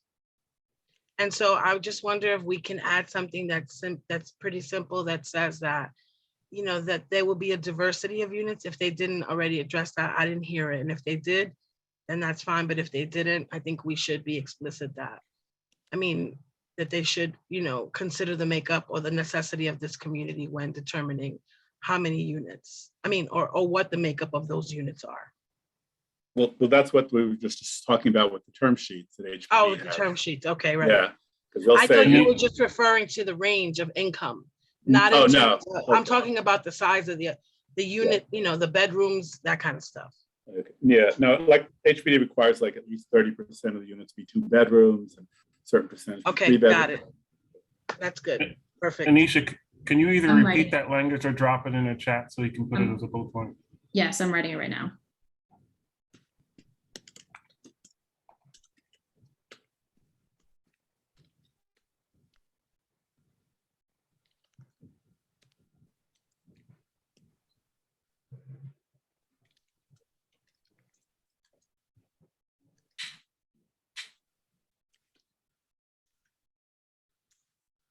Okay, the developer will make the affordable units congruent with the needs of the community. And I put an extra congruent and with the New York City HPD program term sheets. So take out the second congruent. So the developer will make the affordable units congruent with the needs of the community. And with the New York City, I'll change HPD to the actual full name, program term sheets. If we want to define what community is, we can, but based on the district needs statement or whatever else we'd want to. Can we just say the unit mix of the affordable units, or Sure. The affordable unit mix? So it's understood what we mean exactly, because it could be, there are a lot of different types of things in the term sheet. So just got it. So the developer will make the affordable unit mix congruent with the needs of the community and with the HPD program term sheets.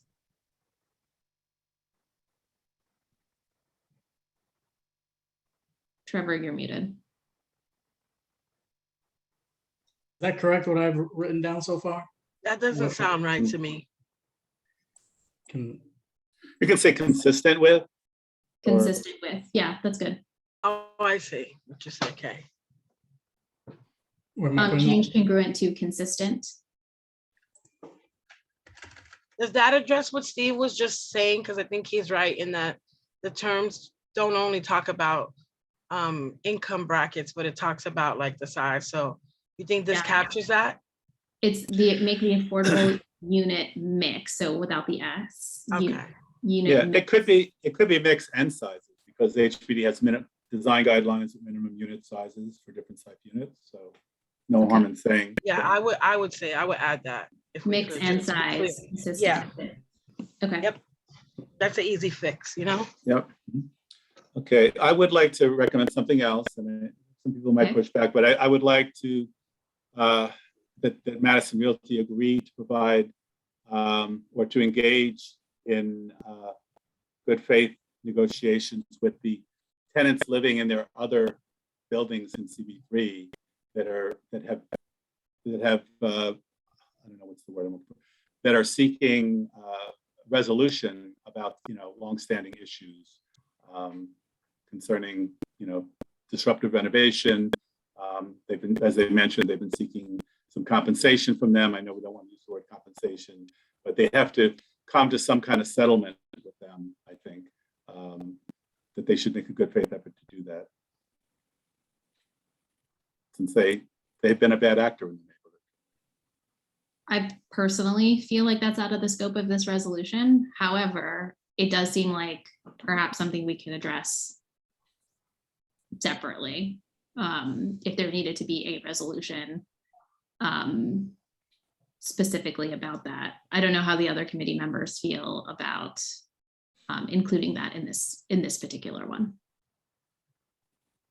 And I think we need to include it, if not else, as a whereas, like that we are aware that this is a bad entity, right? That it has a history. There is a record of someone going to prison. And so I think as a whereas, and then I support the therefore too.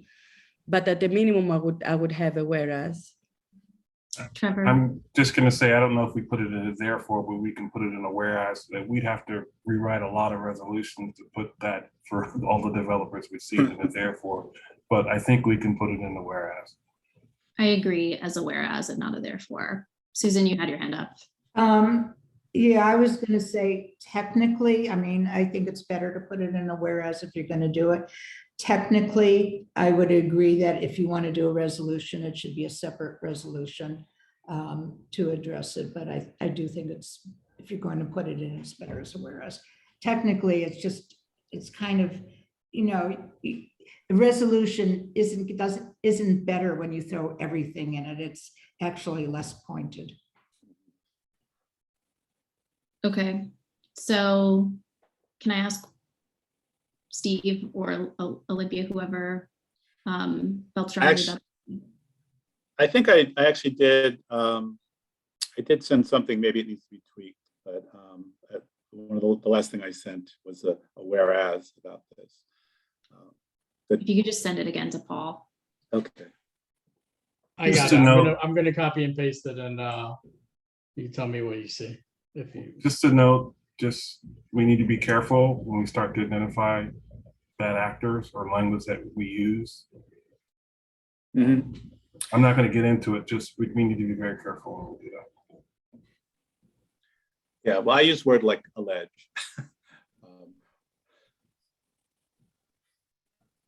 But they did have a legal, they did have a legal settlement. Yes, Attorney General. Yes, as long as it's factual, because even if we say alleged, it could get folks in trouble. Right, I know. I think this is so far outside of outside of this resolution. I can't say for Community Board 3, we can't do that. First of all, and you know, I'm sure the tenants are right, but you haven't even investigated it. And they haven't been turned bad actor by a legal proceeding. It's the tenants. So, I mean, if you're going to put something in, I mean, describe the problem. Dominic. Yeah, I was just gonna, what Susan just said, basically. I mean, I would be hesitant to, like, and I think what you're also saying, like this, potentially we should have this as a totally separate issue. I mean, this, I don't know why this didn't come to light before for the board, you know, something that we could act on, but I do feel like we need to do our due diligence on this before we put this in here. I think what I think is, sorry. Oh, go ahead, Dominic. What I think is sort of related in this is the, you know, is whether or not they will abide by their agreements. And that was raised as being, you know, sort of questionable. But even that, I don't quite have the right wording or the proof to really articulate that. Well, I do think that the specific agreements related to this specific like modification and resulting transactions are, as we've heard from the Take Root folks who are representing the tenant association, those are seemingly enforceable. Those are different and separate from what exists for current tenants of MRC, I suppose. But I think in the scope of what we're looking at, it seems like that is taken care of outside of this resolution. Right, that's true. We could always put it on at a later date and, you know, really investigate what's going on and what the possible resolutions are. So can I just ask a question? Is the point of this to just be specific in this resolution, the intent to memorialize that MRC is being seen as a bad actor, or is the point of the introduction of this whereas to just state that there are concerns and therefore we're calling upon MRC to also be responsive to the other tenants and to work with them on, various other issues. Well, I guess I wanted to memorialize it, perhaps give them a little bit more community support as they continue to sort of slog through this lengthy process with Madison Realty Capital. I mean, they've had, agreements that they've signed with them, and they had a settlement upon which they are proceeding, to do the work in these buildings. But these buildings are 280 units, of which half of them have been empty for a number of years. And so now they're renovating these units, and it's just very disruptive. And so people are just sort of, trying to just hang in there in their apartments while this work is going on. So why didn't they come to us and ask us to put it on the agenda? Let's Well, do it. they've been trying to come to some settlement with Madison Realty about compensation, and they're in the midst of that right now. So, I mean, it was something that could happen. It's just this sort of, they saw this as an opportunity to sort of let people know what they've been experiencing, but it's not that they weren't. And we have brought, other similar, property owners in the neighborhood to the attention of CB3. And I can't recall whether we did Madison Realty in the past, but Toledano, Croman, different people have been brought to the community board's attention. So. Yes. I would, Olympia, do you have something specifically about this whereas? Yes, exactly. Yes. So I feel strongly, our role here is advisory, right, for this non-ULURP action. And this resolution fundamentally is going to be read mainly from the borough president and the city council member. And fundamentally, our role with this resolution may be some of the most diligent city planning commission members, also the ones appointed anyway. So they're going to read it. So we, as a committee, heard last month and this month, this important, story that they shared. And so I think it's our responsibility in the whereas to reflect that there have been raised concerns in the local community that are confirmed from, Cooper Square Committee that, works with the tenants that, need to be addressed. We all need to be aware that this actor in which we're entering in an agreement with has already ongoing disputes locally. I think it's completely, actually, it's our duty to include it here. We don't need to put judgment, right? But we need to refer to the concern because we are the only people who know about it fundamentally. Right. We could say, whereas CB3 is aware of tenant complaint or claims about disruptive renovation in buildings owned and managed by Madison Realty Capital, something like that, just acknowledging what you've heard. Trevor. To help expedite, and it's not so much whether this belongs, it's the language that we're using. We could state factually that we've heard from residents in other buildings at this and the previous meeting and leave it at that, because that is a fact of a situation that we heard about. But I think to go any further is sort of risking in the territory we may not want to move into. I agree. So is your suggestion, it just says, whereas the committee heard from current tenants of MRC? Yes, and you can continue with that sentence. I don't have anything else to continue with the sentence. No, that's what I'm saying is that we can, this is what we heard at both committee meetings, that there were problems in their buildings.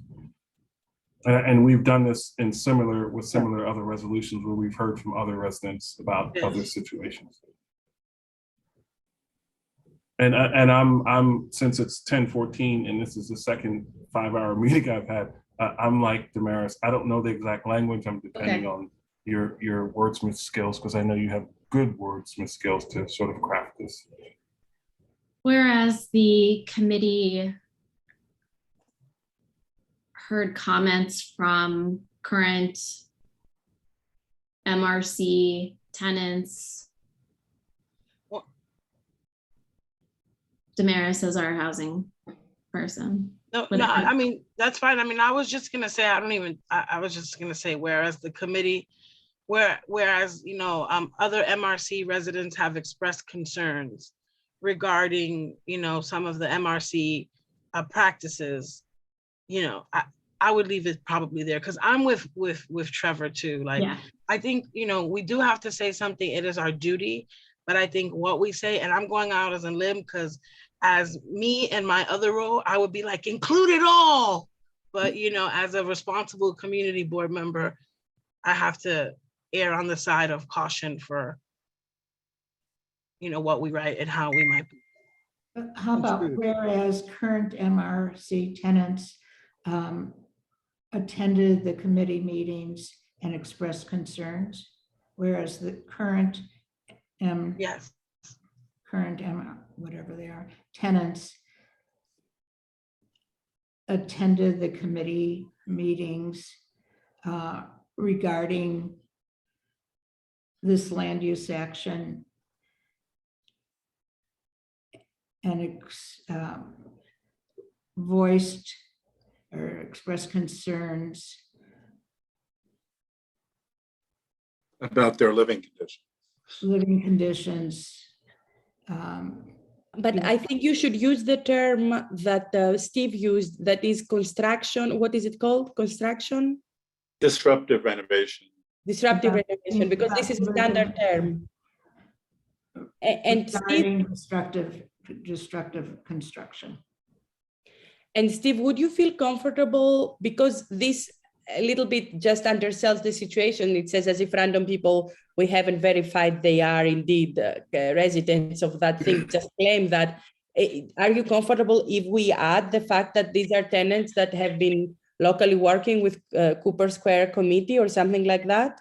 That's not part of this, really. No, I think we just need to write what we're going to write and keep on going, because at this point, every time we write Sorry, something, Maris, may I hear Steve's answer? You I could was say, answering too. So you could say tenant leaders. They have been active leaders in these buildings. So. I just chatted you some language. Okay, thank you.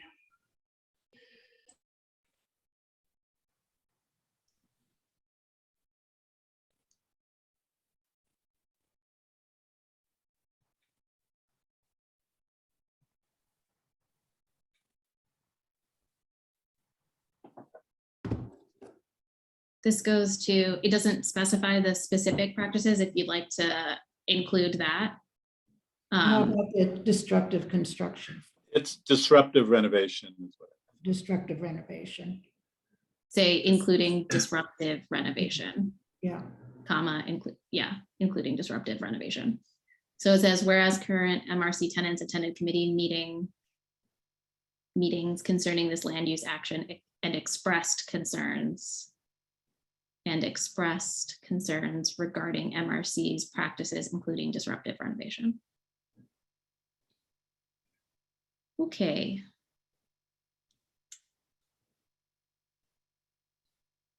Are there any other comments to the whereas? Should we start at the top and just figure out if there's anything else left?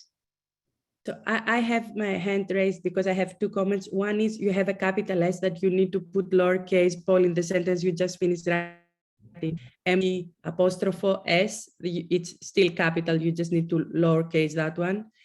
And then when Steve passed us to this whereas, we were still working on the thereof of the makeup of the units. And I had two suggestions to add there. If we're memorializing what consistently CB3 asks, I think we should add the fact that any facilities, any amenities available in the building will be open to the affordable unit tenants. We have standard language that we use actually from CB3 at the price that is at scale with the affordability index that is in their unit. And then the other comment that I wanted to add, it's more like a question. I just noticed that they make a point in their presentation to keep saying that this is going to be no gas, all electricity. Now, the problem is Con Ed, this year, you all know that the state we had to pass legislation because the Con Ed bills are extremely high.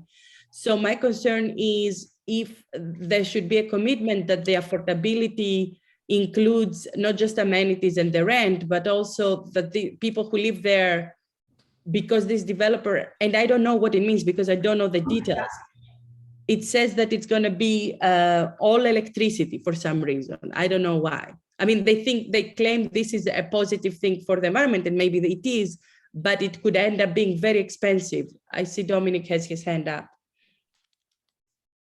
Dominic, do you have something to add? Olympia, that is a very good thing. It is much better than having fossil fuels for heating in the kitchen or anywhere else. I wish that they didn't even have it in their laundry room, but they do. So I mean, but that is an absolute positive that it's electric, because electric can use alternative means of energy as well. But that's why we need to point out that if it is electric and that's more expensive, where we put the language about the amenities. It's not necessarily more expensive. I don't know I don't. Are you suggesting that we say that they need to subsidize the electricity? So basically, I would just ensure the same way we do with other amenities for the affordable units, that any additional what are they called? Oh my God, what are they called? The water, the utilities. Exactly. So that I would just add along the amenities also utilities, just to protect people from not actually being able to afford to live in the affordable units. That's totally different. That's a contract between them and Con Ed. Yeah. So I don't know how it is in other places, but I mean, they already said the amenities are the same cost. They said they're free. Or free, yeah. Sorry. Yeah, they said it's free, but I would just memorialize. But not utilities. So the utilities won't be free. I put in the chat, the developer commits to shared amenities being available and affordable to the affordable tenants. We can swap that out if there is language from a different resolution that is the standard for CB3. Otherwise, I feel like we need to move on. I don't know if there are any other big points that we're missing here. I feel like we've covered everything that people have raised. Are there any small nits in the whereases that people came up with? Otherwise, we should be done with this resolution. So Trevor. Yeah, I don't particularly like to do this, but I think we need to call the question at this point. We've been discussing this for quite some time, over 2 months, approaching 6.5 to 7 hours. So if we can call the question on this, then you can proceed from there. Okay, so we'll close discussion on this. And I guess we won't take any more comments or changes to this resolution. I mean, the way sorry, you're gonna sorry. I gave Paul some edits. You are gonna want to make the edits that we left on the table before. We can make those edits, but I don't think we should have discussion about any more big issues being added. But from a parliamentary perspective, he needs to be seconded. So are you the person seconding? The chair is I'll seconding? second it. I'll second it. Thank you, Dominic. Thank you, Olympia.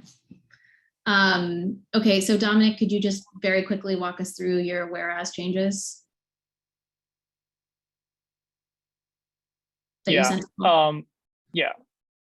Basically, I just said, including the potential to operate as a cooling center for Campos or Community Board 3 residents. In parentheses, this site has an NYC heat vulnerability index rating 3 out of 5. Okay, Paul, will you go back up to that section? Paul? I'm copying it. Give me a second. Okay. Okay. And then I suggested, Paul, before you, okay.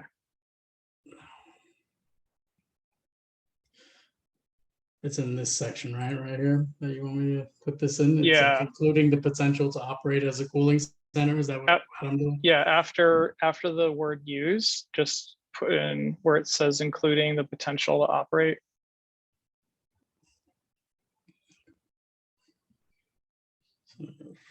Anisha? I don't remember, did we add in the whereases the No. Sorry. Can you stop? Olympia, sorry. Paul, I think I would just copy and paste from including.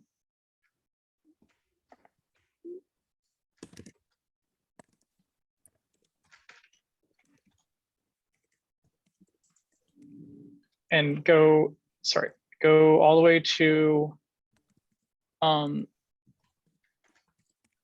2B after residence versus 2B. Right before the word to, just wipe out from an area all the way through residence, just delete that and then paste in what I sent you.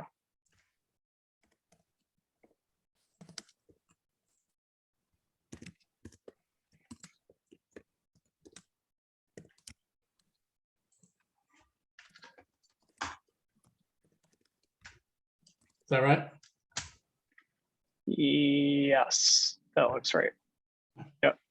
And then the in the therefores, I also sent something just that helped make it sound a little bit more in line with the 2 bullets before it.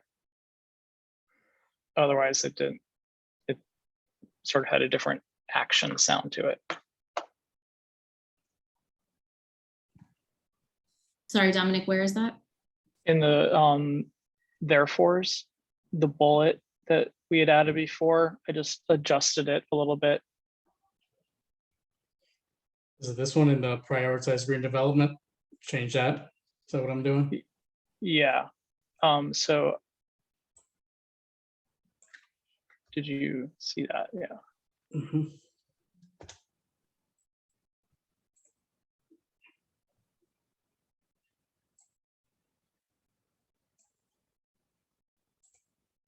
Okay, I'm done. Sorry. No, got it. All right. Paul, will you just scroll up to the top of that little section? Okay. Since the discussion is closed, we're not going to take any more edits on this. We'll do a roll call vote at the very end to approve this resolution. Susan, do you want to say whatever briefly you'd like to say about the district needs?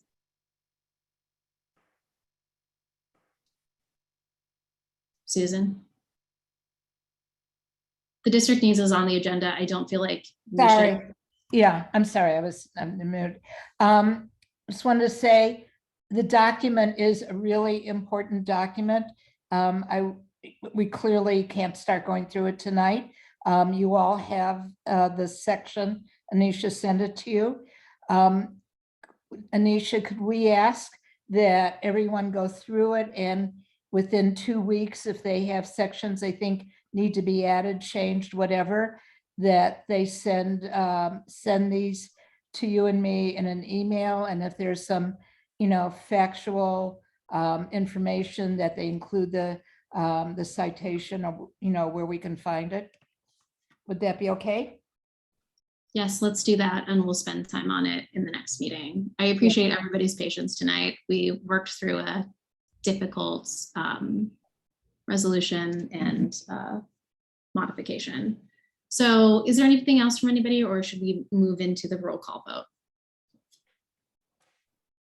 Great, let's move in. One thing I want to say, Anissa, is because this resolution is very weak and we close the conversation, we're going to have it at the full board. So this is something always to be aware when we do that. Well, we should remind everyone that it's going to DCP before then. Oh, that's It is. The full board will need to ratify it. If you have comments, you can send them to me before exec. Yeah, I have concern for that thing that I chatted you when I couldn't say. It's just that some of the things we're saying here is just not make sense.